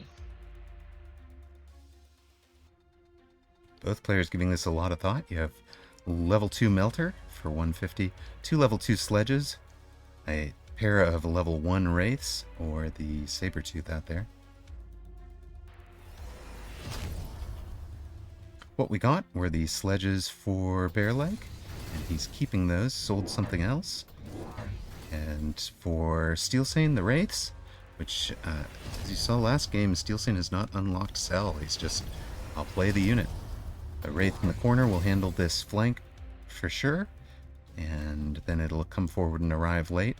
If there's no really great anti-air, maybe he takes Degen Beam at some point, but there is really good anti-air. These things are ranged Farseers now with anti-missile. So knowing that Subsidized Storm is on the board, even though he's only seeing 2 storms, Bearlike playing ahead of them already. I'm not going to let you... I like it. I think I do too. Lost a game on ladder today because player correctly identified that the 2 of the 4 choices from the drop were Storms or Farseers. He figured I was going to take one of them and put anti-missile on his Mustangs when I was like, I've got this, it's going to be great. And he just knocked me out with that match, or with that move. It's really well played. Here, Bearlike doing much the same. One of the things Go ahead. I've been impressed by is actually how Farseers can kill Wraith. Yeah. Like, they do damage and they can shoot up. And Right. used to, there was either Mustangs or snipers. Right. There wasn't much of in between. And now there's kind of a bursty in between, although there's still too much left on Steelsane's board. Yeah, Steelsane has Bearlike down to 937 hit points, and the last dev standing is on about his last legs. Orbital Javelin for both. Is there a key unit to take out here? I'd say that is the pack for a Javelin here, but there might be other spots. It is, in fact. And the haste module Farseer back here. Yeah, that makes a lot of sense for the Jav. Better positioning, I think. Might even get the opening salvo of mines from here. This is the 3rd game in a row the cat has played this, like, line of tarantulas. 7 tarantulas. I'm gonna try this one. Let me tune in to see if I succeed or fail at that.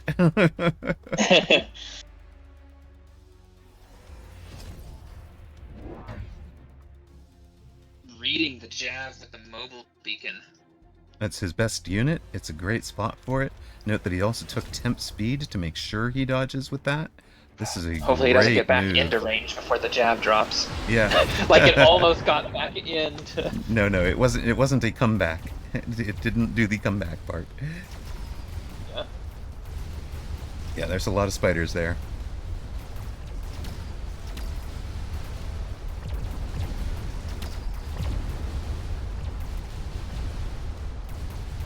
So he's actually sold out of the Scorpions across the board here.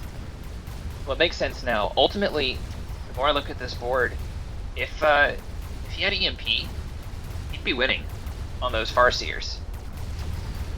Right, if he was running, if he had taken EMP on it, and it's only 500 to add it, even this late in the game. He's going to win this round. It's a 100 tech, so even as a 3rd tech, it's just the price of 500. Fang Shield. So cheap. And Bearlike may have stabilized, although remember that round he got a lot of value out of the Javelin and he made Steelsane miss. So Steelsane down to 2,700, Bearlike at 900. Great item for Bearlike here. Yeah, Put that on a level 2 Farseer. I think you mean a level 3 now. There you go. Yep. So no more Scorpions. We've sold back out of those. Maybe that's why he wasn't leveling or teching them. If that was the plan all along. He's got 950. I'd love to see that EMP on it. He doesn't value EMP as much as I do in talking to him. I think EMP is a critical tech, and turning off your opponent's tech is a huge part of the game. I'll be really curious to see how this missile does into this front crawler pack, because with it being on scatter formation, I wonder how many of them survive. I believe when we've seen testing on that, it's about 3, and it's really the outside corners that are the only ones that do. So, Gotcha. They don't scatter, and again, that's because this missile is right on the line, right? And only Right. the furthest ones away are going to get away. If that missile were further back, or the crawler pack were further back, so the missile had longer flight time, they'd have scattered more. Yeah. We get Mustang range for Bearlike. He hadn't taken that previously, and he adds 2 more packs of Mustangs, so he's up to 5 total. Ooh. Is it triple? I don't think adding the Mustangs was a good call here. I triple think you needed more Mustang. Farseers. Oh, It's yeah, triple Mustang with range. And still no EMP on the Farseers. Yeah. I actually think he would have beaten Woot in the finals of the EU if he'd added EMP on the Farseer in that game. It's going to hurt if he loses again without due to not having it. Because, I mean, these Mustangs just won't get the stopping power done, and they're great clumped up groupings for mines of and the slash. tarantulas. Exactly, and we're not turning off the key techs. or killing them, or slowing them down. Yeah. And I mean, once you got Elite going on these marksmen too, Right. at that Yeah, point, yeah. they can really Steelsane's shut marks down have scaled out. Right.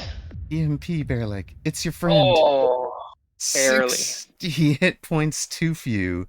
Bearlike has been up over 2,000, was up over 2,000 on the weekend, sitting at 1950 right now. Steelsane, of course, from just under 2,200 after the tournament title. So, Steelsane, the cat beats the bear. The cat beat the dog. Now, the cat will have to face Dzemp.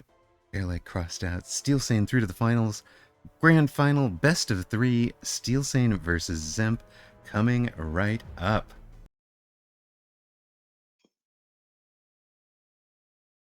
And interesting selections. I'll let you go ahead. Welcome to the final first match, best of 3 of the Dev Pro tournament. The Devs have been knocked out. Dzemp unbeaten, facing Steelsane, who came up through the losers bracket. Dzemp will be near side blue with a marksman specialist, Tarantula and Fang start. Steelsane is going to be far side red cost control specialist with sledges and crawlers. So he's giving away 13% attack at 13% hit points in exchange for plus 100 a round. You can see the supply difference already, 300 versus 200. And we're off and running. Steelsane adds a pair of marksmen early. Mm-hmm.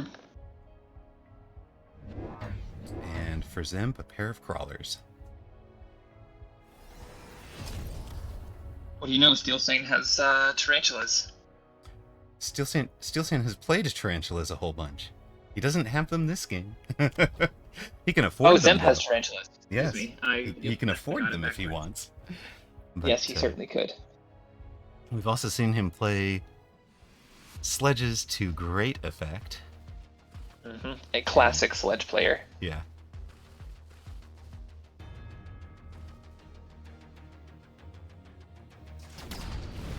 One of the things that's really neat about watching Steelsane play is he always finds edges on the current meta, whatever that might be. For example, he was running when Vulcan damage was low enough, he would level the sledges and run armored sledge to prevent Vulcans from dominating the board, even with Scorch at the time, because he could get the levels into the sledges early and win rounds. For, you know, now that sledges or Vulcans have been tuned way up, you get. I have not seen him run that. Dzemp wins round 1. Steelsane down to 4,400 hit points. Dzemp at 4,700. Extended range Vulcan is up. We saw that taken by Measim earlier in the tournament. Intensive training for Steelsane. I think Elite Stormcaller would be a mistake. Don't see that one taken very often. There is the Dzemp taking the Vulcan card. Dzemp did take ER Vulcan. Now, and then takes the Storms anyways. Mm-hmm. Cat Yeah. is playing cost, which makes it kind of extra nice for Dzemp to go Vulcan here because he would win the Giant War if it's an HP VHP matchup. Right, and units die a little bit quicker, 1/8 quicker in there at that 13% under. Which is a meaningful breakpoint, especially as it compounds with levels. Right. Yeah, there's a good question in chat about why placing the marksman on the outside instead of the inside, and the answer is exactly what Indifferent Noob said, which is they're positioned to answer some flanks, they're positioned to answer the kind of outside pressure that I do. Dzemp would come out left side or right side aggro with the tarantulas, then he would have had marksman outside opposite that one on whichever side was the aggression was on. For Dzemp, marksman specialist, the level 3 marksman is doing, level 3 marksman things, but tower debuff lets Steelsane feast on it, and Dzemp loses by 3 flame-colored storms. Love the blaze paint job there. Dzemp, oh, and the free Vulcan? Oh, that's just awful. Dzemp down to 45.50. Now, this is one of the things I actually think ER Vulcan should have kept its plus attack and become an improved Vulcan, so that you couldn't get the drop after you have the extended range card already. Steelsane took it anyways. He's got the intensive, he levels it up, so it's a level 2 Vulcan as opposed to an ER Vulcan for Dzemp. So Dzemp's Vulcan will have 35% less hit points, but 20% more range. Make that a lot more range. It's got 155 meters of range with the tech, compared to 95 meters for Steelsane. So, very different lines right now. Yes, a very interesting take on a mirror match. This is a super range versus the previously leveled one. I mean, that Vulcan is sitting at 155 meter range base now.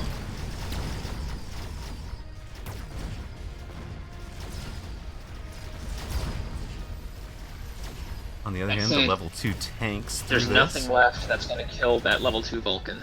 Right. That Vulcan, the long range Vulcan will lock first, but there's no way that it'll actually kill that thing unless it gets a lucky tower timing. Now, Dzemp is running Ignite, so not running any of the light the ground on fires. Does he get? Oh, he barely doesn't. That would have been the experience. So close. The level. That would have been huge as well to take down the Vulcan and save 400 hit points. So Steelsane wins the round, drops Dzemp to 38.38. Ooh, there's an amp core. That's really strong for Dzemp to get the Vulcan on the other side. Steel takes the additional deployment rather than strengthening a unit. Dzemp takes the amp core, gives it to the Vulcan he's already got halfway leveled. He's figuring that one's going to get to level 2 first. Gives the level 1 opposite the Steelsane's level 2. So we're both planning on winning the side we have our strongest Vulcan on. It's also the side that Orangeman is on, so that's kind of making sense. Dzemp is going to support the left side with a new Stormcaller. So his 2 recruits there. And took the 1-1, so doubling down on having better unit strength. Where they've both taken their tier 1s, so Steelsane has taken it as well. Yeah, so Steelsane negates his penalty there, but it's not quite as... He's still behind. There was a moment... Go ahead. There was a moment when Dzemp had 400 left, and he ended up taking the Storm and both of the tower buttons, and I really considered the value that he might get from clicking Scorch at 400 instead. It would cost him to deploy, but it would have enabled, I think, him to potentially get that level 2 Vulcan. Right. I mean, he came so close last round. Yeah, he came so close for last round. Ignite could have been interesting also, but of course, getting through more of them. Right. It would have been the medium units that he cleans even faster along with. There is the melting point support synergy, which could be useful for Steelsane since he's losing the range war. For Dzemp, this is like the last thing you want to see because the melting point is more favorable for your opponent than it is for you, but it still may be the pick. Yeah. Yeah. Your mic is acting up again. You're going from too loud to too quiet frequently. Curious. You'll be able to hear that on pod when you listen back. I can hear it in my ear even as you're talking. Yeah, your volume's cutting in and out. Range for Zemp's marksman, and he picks up 3 more of them. The last time we saw Dzemp was in round 1. From this perspective, we saw his round 1 against Doxun, and he leaned into ranged marksman. You know he's got best partner on the Vulcan, so both players running the same techs: Scorch, Ignite, Range, and best partner. So that's a perfect mirror. Yep. I think that the amp core should have gone on the left Vulcan to help equalize the parity of being down a level. Now that it's a 3-1, I don't know what you can really do to try and stabilize that. Ignite would be how you stabilize that, but the value there is that he's got the level 2 Vulcan on the same side as the level 3 marksman. So he's just going to count on keeping on winning this side and hope that gets this side stabilized, right? Like this guy is nowhere near leveling. It's just not going to, right? Right.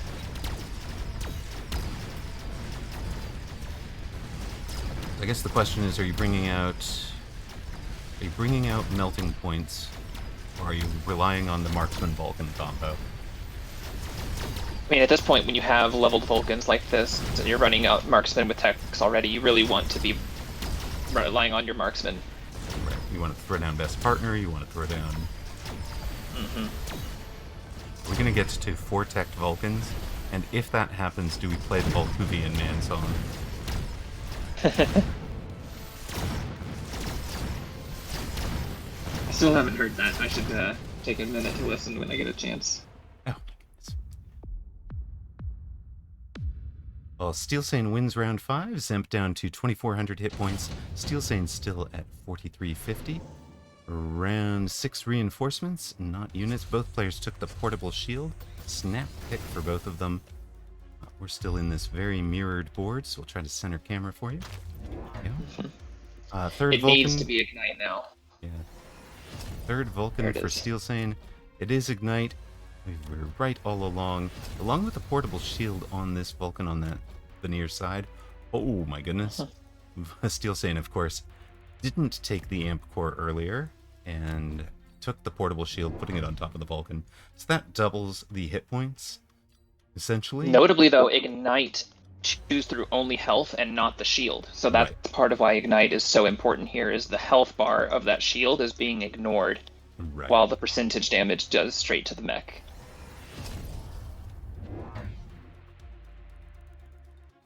That's a good way to neutralize like 120,000 hit points on that Vulcan by ignoring them. By completely ignoring them.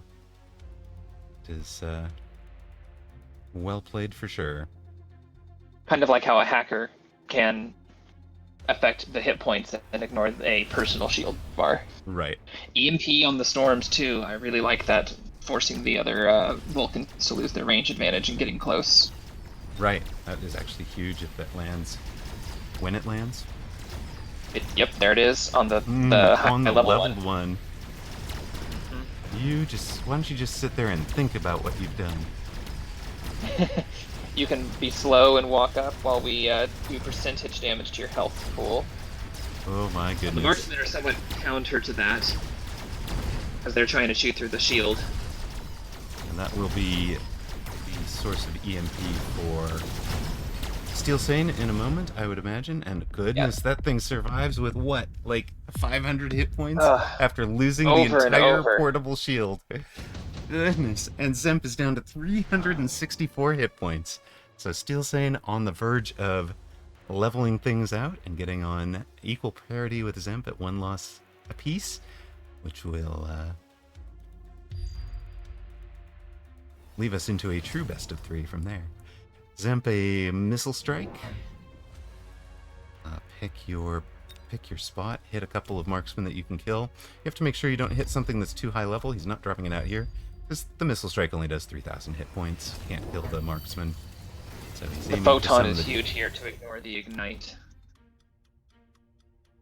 Yes, yeah, photon shuts off ignite, and we have intensive trained this thing up to level 4, and Yep. no techs for it yet. 3 more marksmen. 300 left to potentially shield against things like the oil or missile strike. No. Both using oil.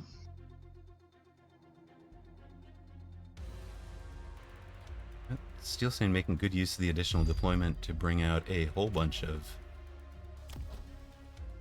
marksmen. So, mass recruit plus that. Setting up for the EMP line, I think. Perfect positioning on that photon to get all 3 of the Vulcans. Very nice. That's just straight up skill, right? Right, knowing just how little overlap is required to get maximum value. I think it also protected the marksmen because they took less damage from the missile strike.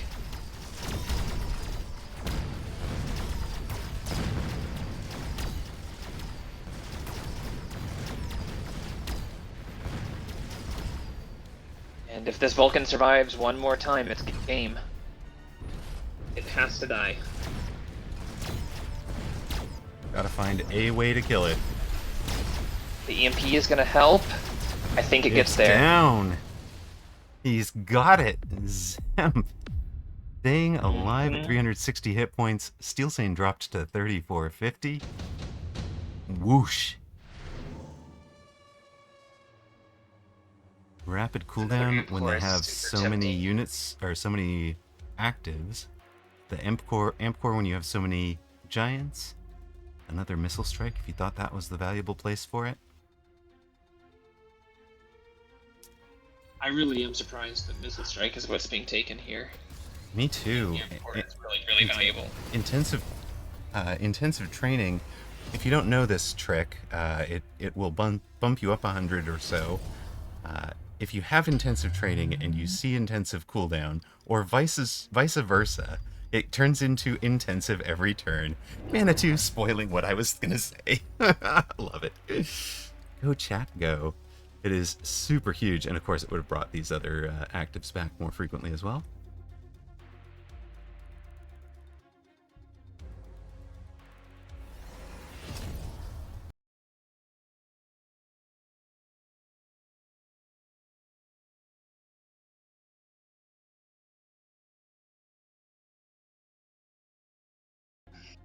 Correct, yeah. Dzemp is at the place where every giant must die every time. Right. 400 hit points surviving would knock him out. Steel does have stronger marks, and I think this is the round that it turns, because now they have EMP. There's just too many of them. He's also added a whole bunch of anti-missile devices. Just treating that as a... I mean, Dzemp has as well. Just treating that as a let me turn things off. Oh my goodness. That was like 4 marksmen that got killed by that missile strike. It's a nice missile strike. But there are still many marksmen. Yes, there are. And that Vulcan who was outside of it did get his tech turned off. So he got snipped. And the maximum range on these marksmen is looking a little spooky now. Right. And with temp range, these things are up to 170 meter range right now. Those things are incredible. Note The marksman, his level 5 Ignite, was 220. Ignite wasn't killing that unit at the very end of this because the Vulcan had its Ignite power turned off. Dzemp wins again. The board looks very, very similar. Dropping Steelsane to 2342. Dzemp scaled.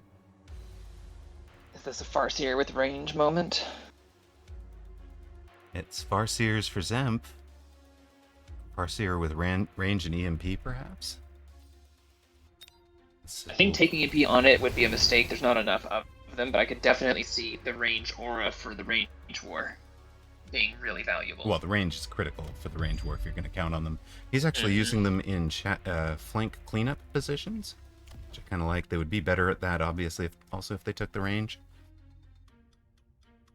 Farseer with the range aura would add 100, but there's not quite enough of them. You'd need one more, giving out the range to the other units. He's still thinking. He hasn't made much purchase yet. Yes. Yeah. For Steelsane, it's 2 new giants, and he still has a deploy. 2 triple teched Vulcans. Now he's got the best partner, bringing out even more of these. Even more marksmen. Dzemp adds best partner as well. We are in Let the World Burn. There's the 5th giant for Dzemp. This is the ultimate mirror. You both have your line of marksmen. You both have your line of Vulcans.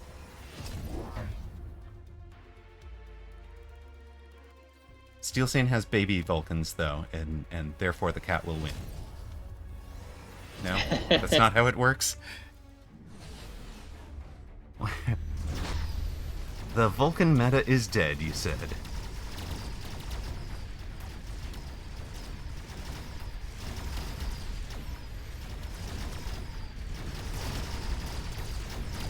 There's no fire on the storms yet. There could be more fire, yes.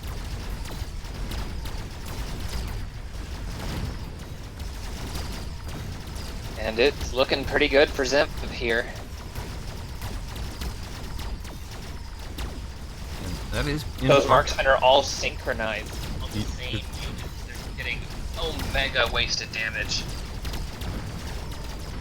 And part of this is, there is some surviving late chaff for Dzemp's ward on the right side. It's not over yet. The highest level marksmen are still alive. And of course with elite marksmen, they outrange. It comes down to not the same surviving giant. This is the level 1 from the very outside that Dzemp had just added. Not the amp cord one. The amp cord one went down that time. Barrier is so strong here. Unless somebody wants to go Elite Wasps and be tricksy, but there's a lot of marksmen. There's too many marksmen Almost for Elite enough. Wasp. I think mass-produced Wasp would have been a better choice. Or a better offer. Right. Both of them took the Incendiary. This is a spells game. We're into round 10 of this epic fight. And unlike a weekend tournament, this one won't end after 13 rounds. We keep going till somebody reaches 0. Dzemp came a second runner-up, so 3rd place finisher in Europe. Steelsane won the Americas. Slept for the Europe.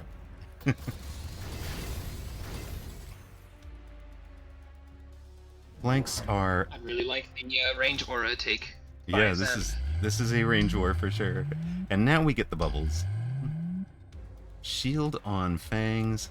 Steelsane adding the late Fangs. We talked about this position. He brought them in again this game.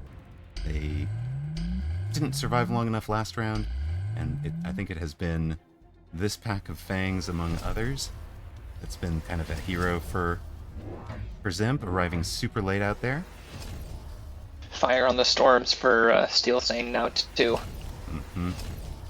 And that's going to take care of that late arriving chaff problem. He's noticed the same thing that I have. Steelsane has probably noticed more about this game than I have. Although he does say that he more plays the games from the seat of his pants, and I do more analysis of his games than he does. Right. I thought that was pretty funny.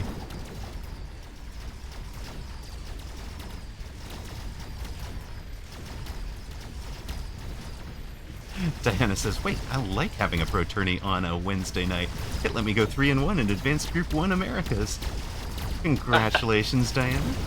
Who won overall, if we can get the update? Dzemp is winning this round. Yep. There's a lot of marksmen. So, and the late chaff is making a difference.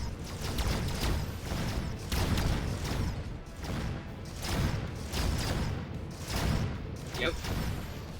Is that that enough? Gonna be super Oh close. my gosh! Steelsane wins the round, but doesn't get the knockout. Dzemp on 129 with one more chance to keep it alive. Nuke up for both players. Barrier Gotta up. be Nuke. It's gotta be Nuke for sure, right? Yeah, Yep. every wasted shot counted in that round for sure. Nuke for Steelsane.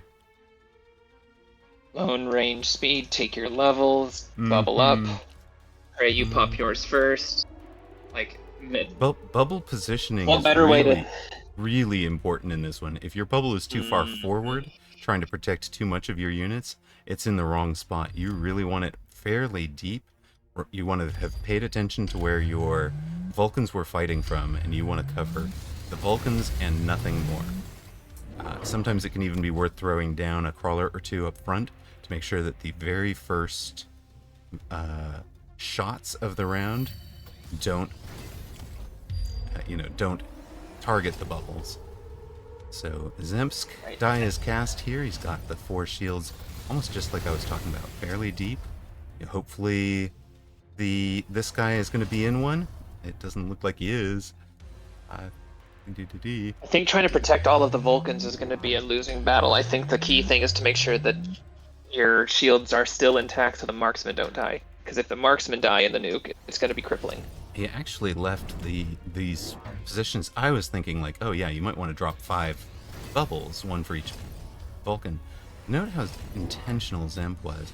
This guy has more than 70,000 hit points, and this guy has the portable shield. So even though it's out here, when it gets nuked, it's only going to lose the portable shield. This guy staying in the bubble is critical. Well, and that Vulcan also has 300,000 health. Well, this guy that came out, yes. But I meant Dzemp had dropped the portable shield on a level 1 so that he could avoid... he avoided shielding the level 1 because it would survive. Right. Yeah, the nuke positioning was fantastic for Dzemp there. Yeah, both offensively and his shield positioning was really textbook. Now we're down into the Marksman War.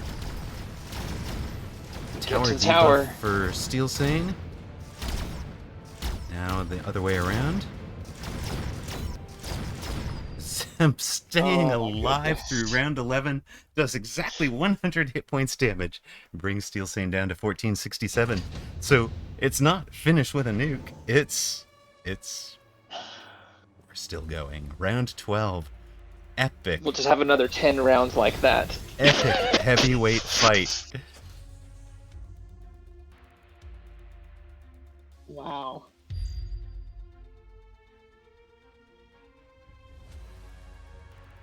This is such a battle. Dzemp has oil and missile strike up with a missile strike next round. Steelsane has nothing up with the intensive training up next round. So looks like things favor Dzemp just a little bit. Well, the nuke was much more impactful for Dzemp, and he still lost the round, so I think that bodes poorly. He won the round. He needs... Barely, but...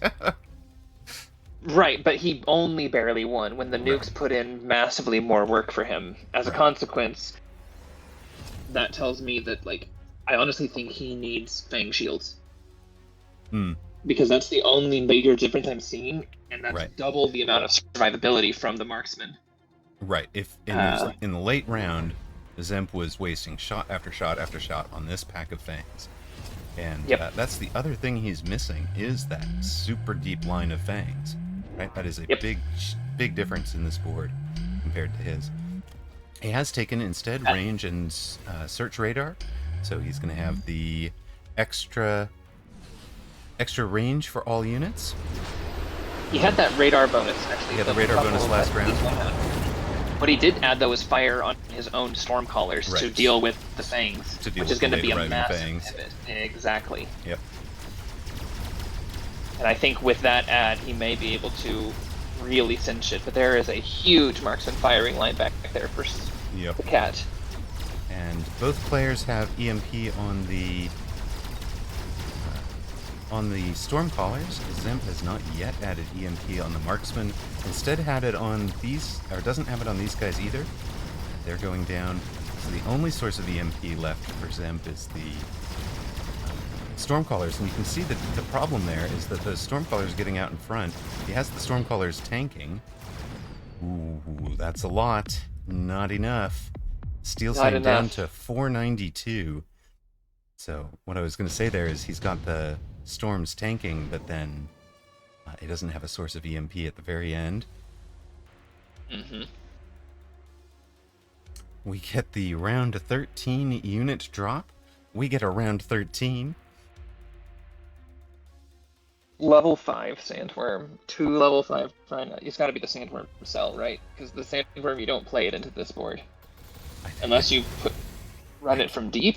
I can't see you playing the Sandworm into this board, although Sandworm plus Sandstorm and the right mobile beacon to get it to show up at the right timing, maybe, to drop the range on your opponent's marksman, because it'll pop up, do the Sandstorm before they EMP it.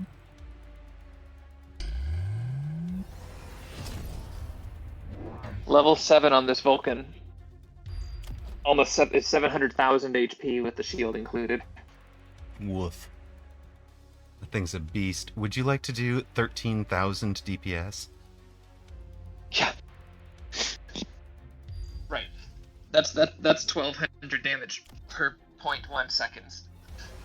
Both players creating some late chaff. Hilarious. In the form of, this one is going to be the late arriving Sandworm, and this will be the late arriving Wasps.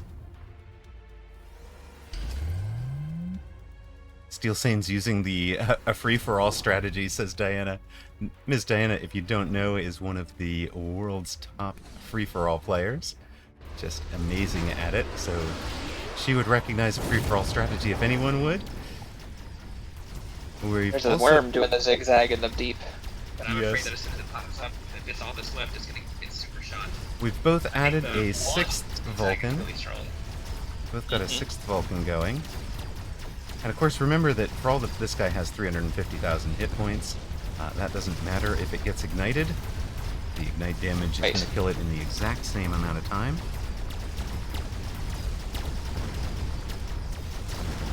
These wasps, the sacrificial lambs to the slaughter. Sacrificial wasps arrive now. They get shot down by the firing line. Here comes the worm. It goes down really hard.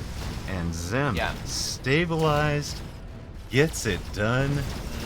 129 hit points. Was 128 more than the man needed. Wins a 13-round epic by knockout. Now, Steelsane, this is the best of 3 round, but if Steelsane wins it, Dzemp still has an extra life. So I would think of it almost as a best of 5, and at this point, Dzemp has only won 1 match, but they are going to... Steelsane needs to win 3 in a row to win this tournament. Whew. Amazing match. With save replay, please. And it's very much the mirror. It looks very mirror-like. Right. But the difference, the Wasps with the mobile beacon, the Sandworm with the mobile beacon, 5 backline fangs, but of course, once both players were into the perfect mirror here, they've got the exact same techs. The only difference really being EMP on the marksman for Steelsane. That put in a lot of work, and then range and search radar on the Farseers may have turned the tide for Dzemp. If you're in a perfect mirror, having the extra 10 meters can really make a difference. And I think Dzemp had a better...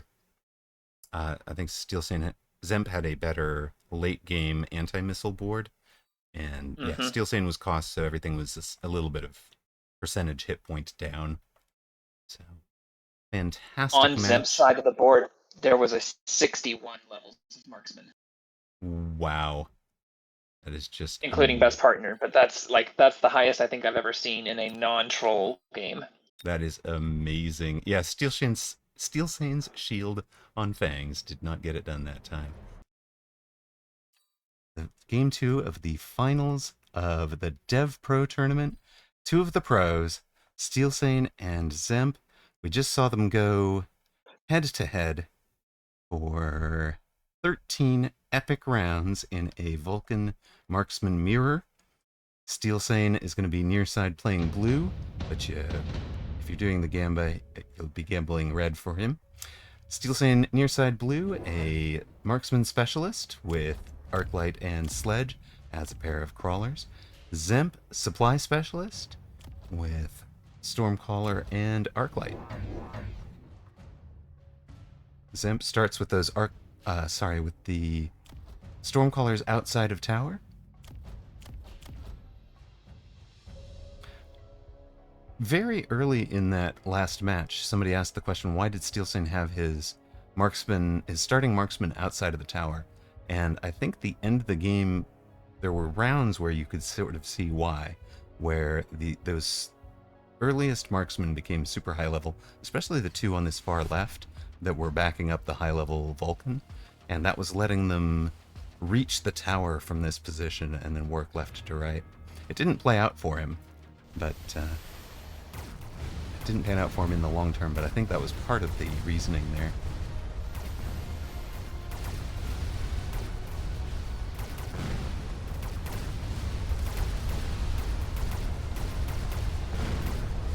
Well, both of these boards scream add marksman, so I would not be surprised if we see one or both players add marksman round 2. Well, Steelsane is guaranteed to add marksman round 2. He's the marksman specialist. And one thing that you and I have seen happen is if there's a round 2 unit drop, marksman can actually drop on round 2 with your orange man, and you can get like extra value. Right. In the round 2, if there were a reinforcement drop here, it can be great. Nano repair for Steelsane, skip for Dzemp. So Dzemp banking 350 right now. And I think he's going to float that into the... Oh, nope, he doesn't float it. He takes a extra recruitment, takes the mass recruit to bring out a 200 cost Stormcaller. So he's got himself his chaff board with crawlers and fangs. These, of course, are the flank screening fangs we've talked about a lot. And for Steelsane, he adds one more crawler and one marksman to go along with the level 3 marksman. It's a good vertical storm. It lines up perfectly with where Orange Man is. Right. It's round 2, Manitou, so he's got a different set of thought going on. He's thinking, I've got my outside, I know he's not coming out outside rush, so it's just, I want to protect Orange Man on the middle. And he's still pretty far, decently far out. Dzemp read it almost perfectly with where he put that storm.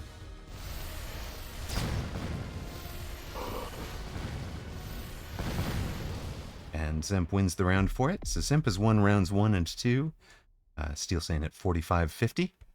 We move on to round 3.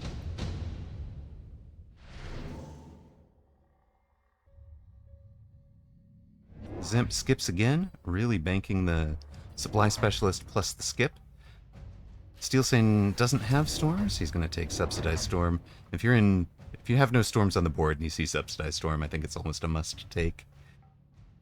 Right, unless another card is like defining for one of your carry units or composition, right. I think that it's just way too much value. Yep. Steelsane takes levels across and a pair of storms. So solid round for him. Dzemp, 350, throws out fire on round 3. Not even waiting for the unit drop. I'm just gonna go ahead and tip my hand early. Wow.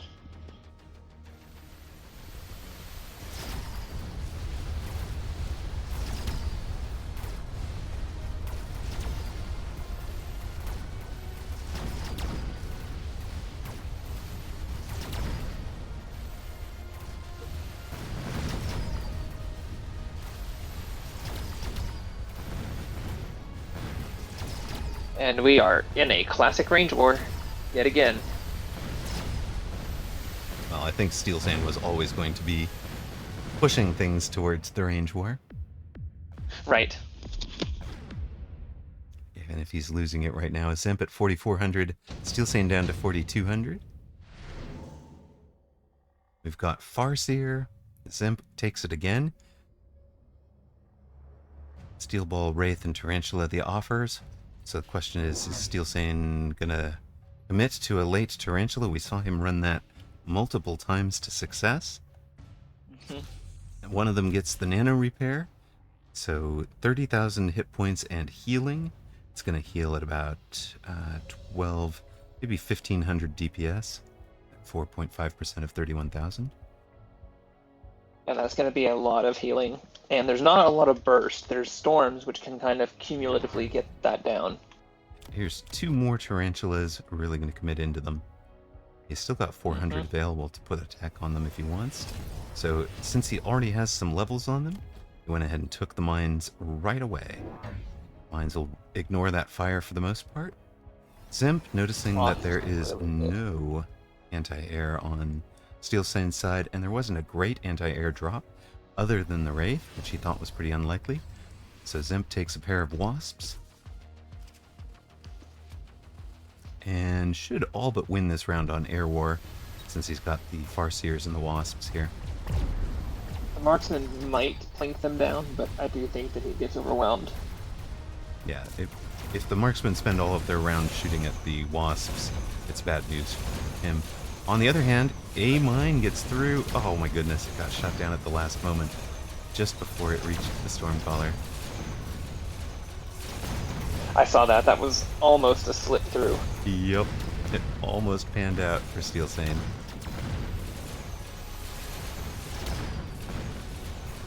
And those Marksmen have almost finished the Wasps.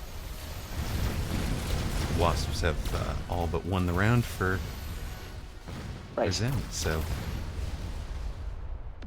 Steelsane still in difficulty, drops to 3,600, but we know Steelsane absorbs a lot of hit point damage on the bar, building these long-term comps. That's kind of what he does. Improved firepower control for Dzemp.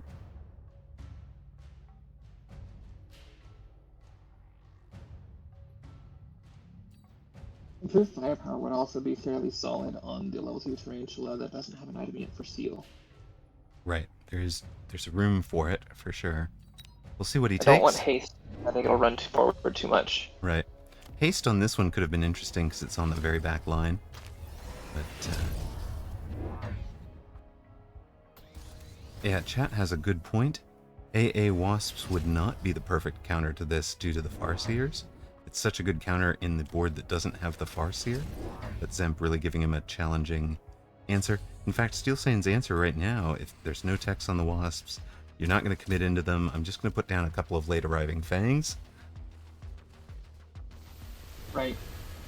And Dzemp hacking the mines. Love it. I'll light the ground on fire. I've got Wasps in the air, and I'll hack anything you put on the ground.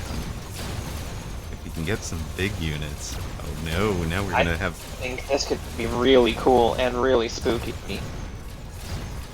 That's a really heads-up play. Turns that mine around on the ground there. That's amazing.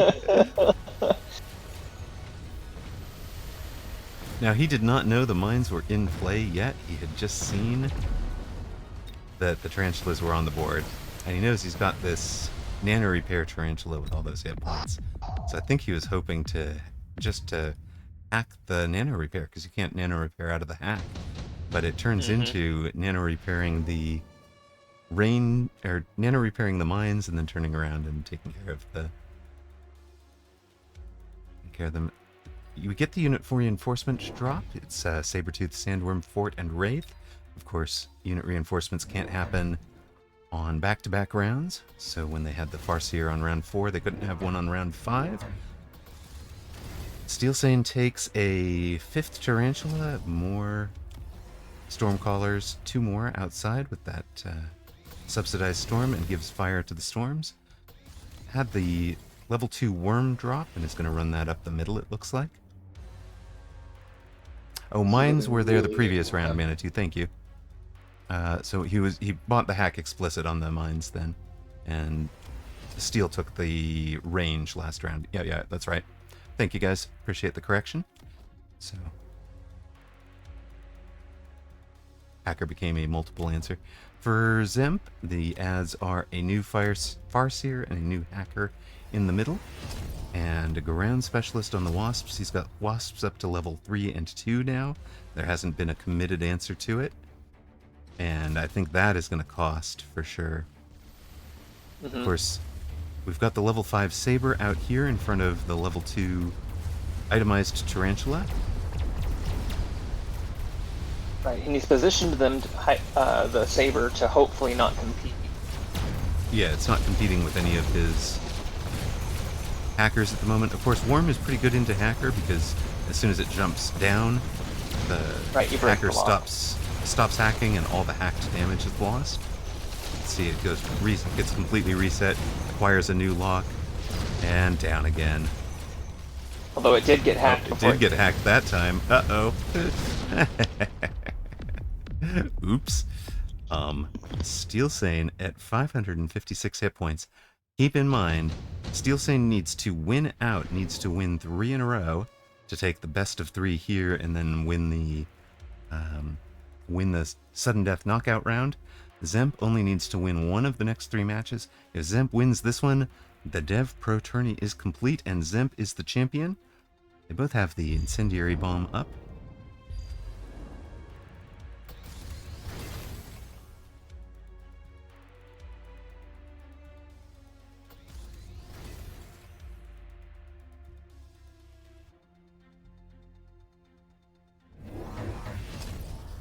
It does not look like he had AA on Worm. He has sold the Worm. After it got hacked, it didn't do its job. He is going to go with a triple wasp, anti-air wasp solution. And that's just feeding into the Farseers, but it is the canonical. If your opponent is taking ground spec, you can take air spec and wind up ahead of him for cost the rest of the way.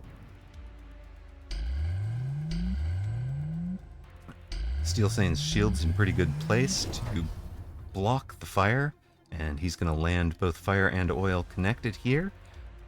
This is dangerously close to not impacting each other. If you don't know, the outer line of the outline is where the fire will animate, but this inner line is showing you where it will actually be in effect. So it's very important to make sure that the 2 inner lines intersected, which Steelsane gets. So most of the chaff is eliminated, and Steelsane's AA wasps are going to get some value. They do their job. They're going to get some levels. They did their job. And they're also not bad against the hackers.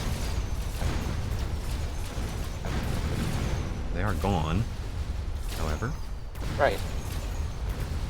Have we been... They killed the wasps, and then they died to the Farseers, but yeah. I think this is it. Yes, that is. 5 surviving Farseers. The new unit taking Dzemp to the title. Dzemp is your Dev Pro Tournament champion. 2 players above 140,000 combat power with a summed 4,400 and something MMR. Dzemp winning in straight sets, unbeaten throughout the entire tournament. Very, very nicely done, sir. Takes on 7 of the best between the devs and the pro players. Well done, Dzemp. That is a nice board. The hacker answer to the Tarantula pivot, really, really nice. Right. And kind of shows what other players could have done earlier. There's a comment in chat about how the way you counter hackers is chaff, and that's true to a point. You want to make them hack things that are low impact and take time, but there was so much fire on the ground between both players having fire storms that combining that with the mines on the ground, there just wasn't a lot of chaff left. Everything that was surviving was a hack target. Right. And so that's an example of Dzemp set the ground on fire round 3, planning on capitalizing. And traditionally, you capitalize by going, melter or some kind of sniper unit. But what's better than killing your enemy unit is stealing your enemy unit. Yep. Of course, and part of the huge value in Hacker that's a little bit underestimated by players, especially at the low to middle level, isn't just like, oh, I hacked your big unit.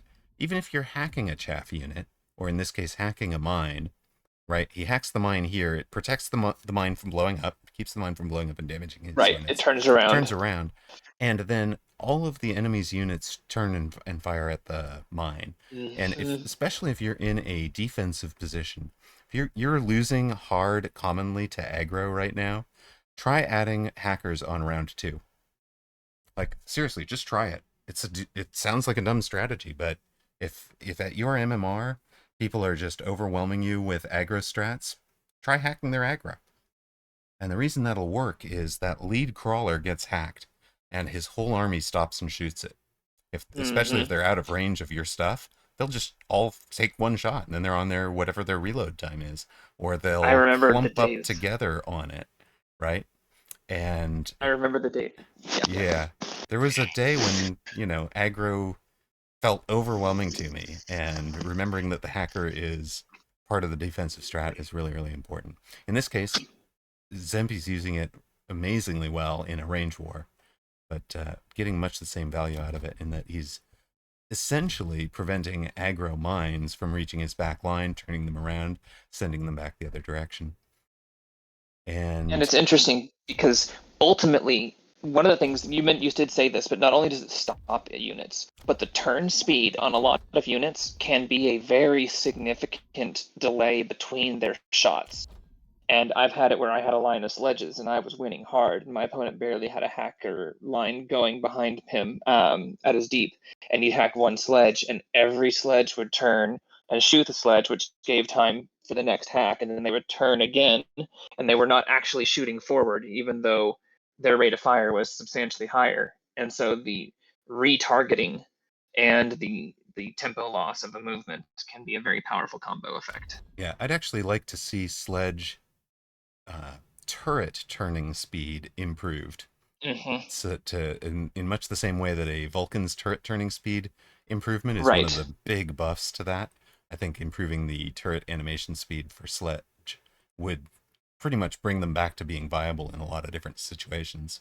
Right. They've been strong at lots of different times where that would have been scary strong, but I think that they are weak now, and I think that would be a good avenue of, because then, on a crawler defense, you can have them pointing in 5 directions, getting minimal but meaningful splash, and as you start to get these spread formation crawlers and things like that, things that have a 4 or 5 areas that they can shoot at once with a single unit pack starts to really have more value. And so they can be kind of a midline backbone like they used to be without just being Vulcan fodder or Phoenix fodder. Indeed. Or Wasp fodder.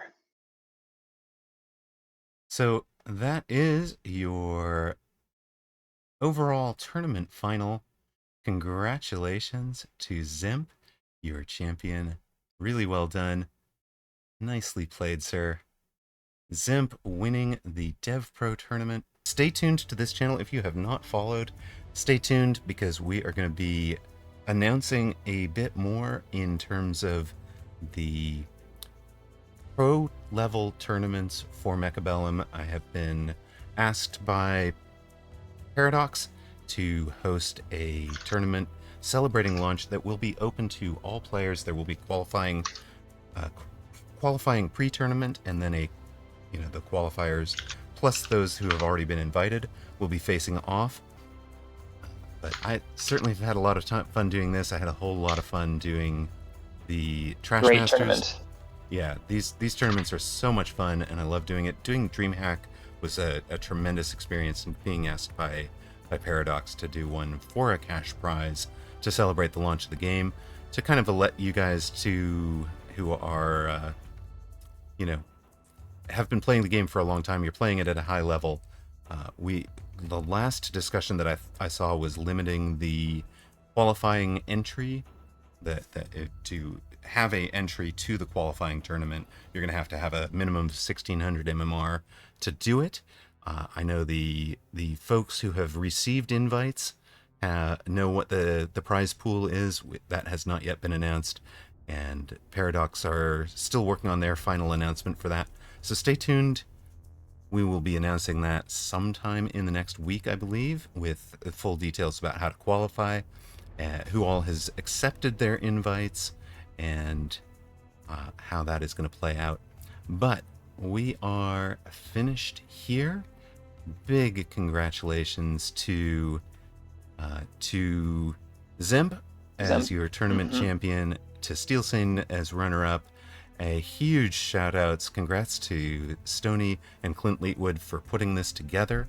That was amazing work, guys. Really, really well done. Huge thanks to Uncle Lazy for the 100%. For getting there. Big Yes, shout-outs. Steelsane.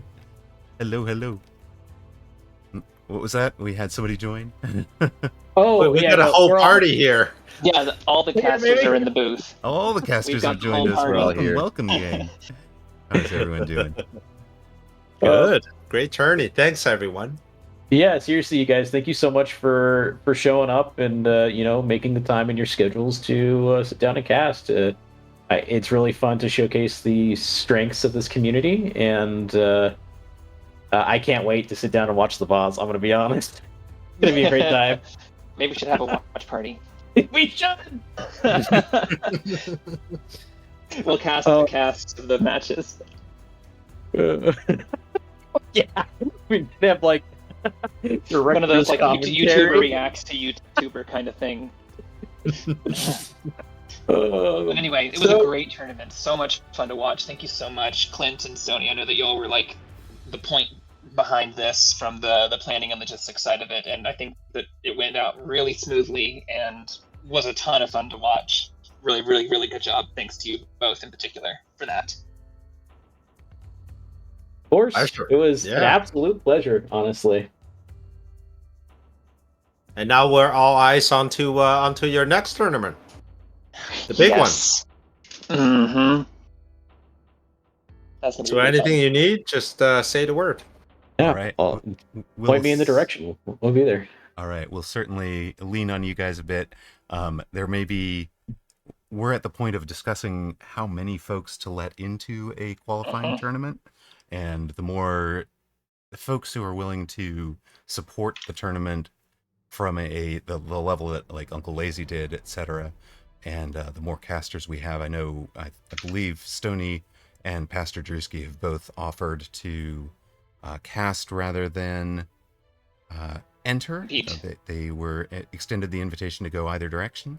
So I know that their opportunities that they've expressed interest in are to cast. I believe Rooster is also thinking that direction right now as well. So that may, especially if we have some folk willing to go on the back end work, we may be able to expand the qualifiers in particular. Although I think the finals we're aiming at a 32. So we'll have qualification slots open based on who's accepted and who hasn't, sort of thing. Right. Awesome. Alrighty. Well, I just wanted to get some feelers. Pants, Drewski, Poochie, how'd you guys feel it all went? By all means. It went pretty smooth. Yeah, Uh, really well run. It went. The games were starting up quick. Everything was on time. Not only was everything on time, we were actually getting invites for the next game before we could even debrief from the previous one. You guys are so Yeah. efficient. Yeah. Yeah, that was one of the comments that I'd actually given to Clint, and at least from my perspective, we had exactly enough time to run 90-second ad and then slap straight into the next match. But it was pretty much perfect from my perspective. And that you guys did really well at that. That was just something that I know Zach and I, when we ran Trash Masters, we had a problem with almost like, because the competitors and the tournament organizers are just like, let me get this down to a science of getting the next matchup. But there's actually moments between that the casters want to decompress the last one, build up the next one, and run ads. So it actually it's an odd timing element that you're looking to perfect. Yeah, that was all Uncle Lazy, man. He was on top of it. Well done to him. Super grateful for his help, and that advice was actually from you, Amarok. We chatted a bit prior to the tournament. I wanted to get your thoughts on it all, and you were like, "Hey, let the casters cast, let the players play, and we have someone behind the scenes." And I went, "You know what? What more sage advice could I ask for?" Don't try and wear too many hats, so you can do the hat True. that you have in the moment to its absolute best. Yeah. Exactly. And Uncle Lazy, I mean, from my perspective, everything you ran just so smooth that I never had a downtime and I never had an interruption to the cast. And that is just peak. Like, it was like being handled by a pro and just perfect. Thank you so much.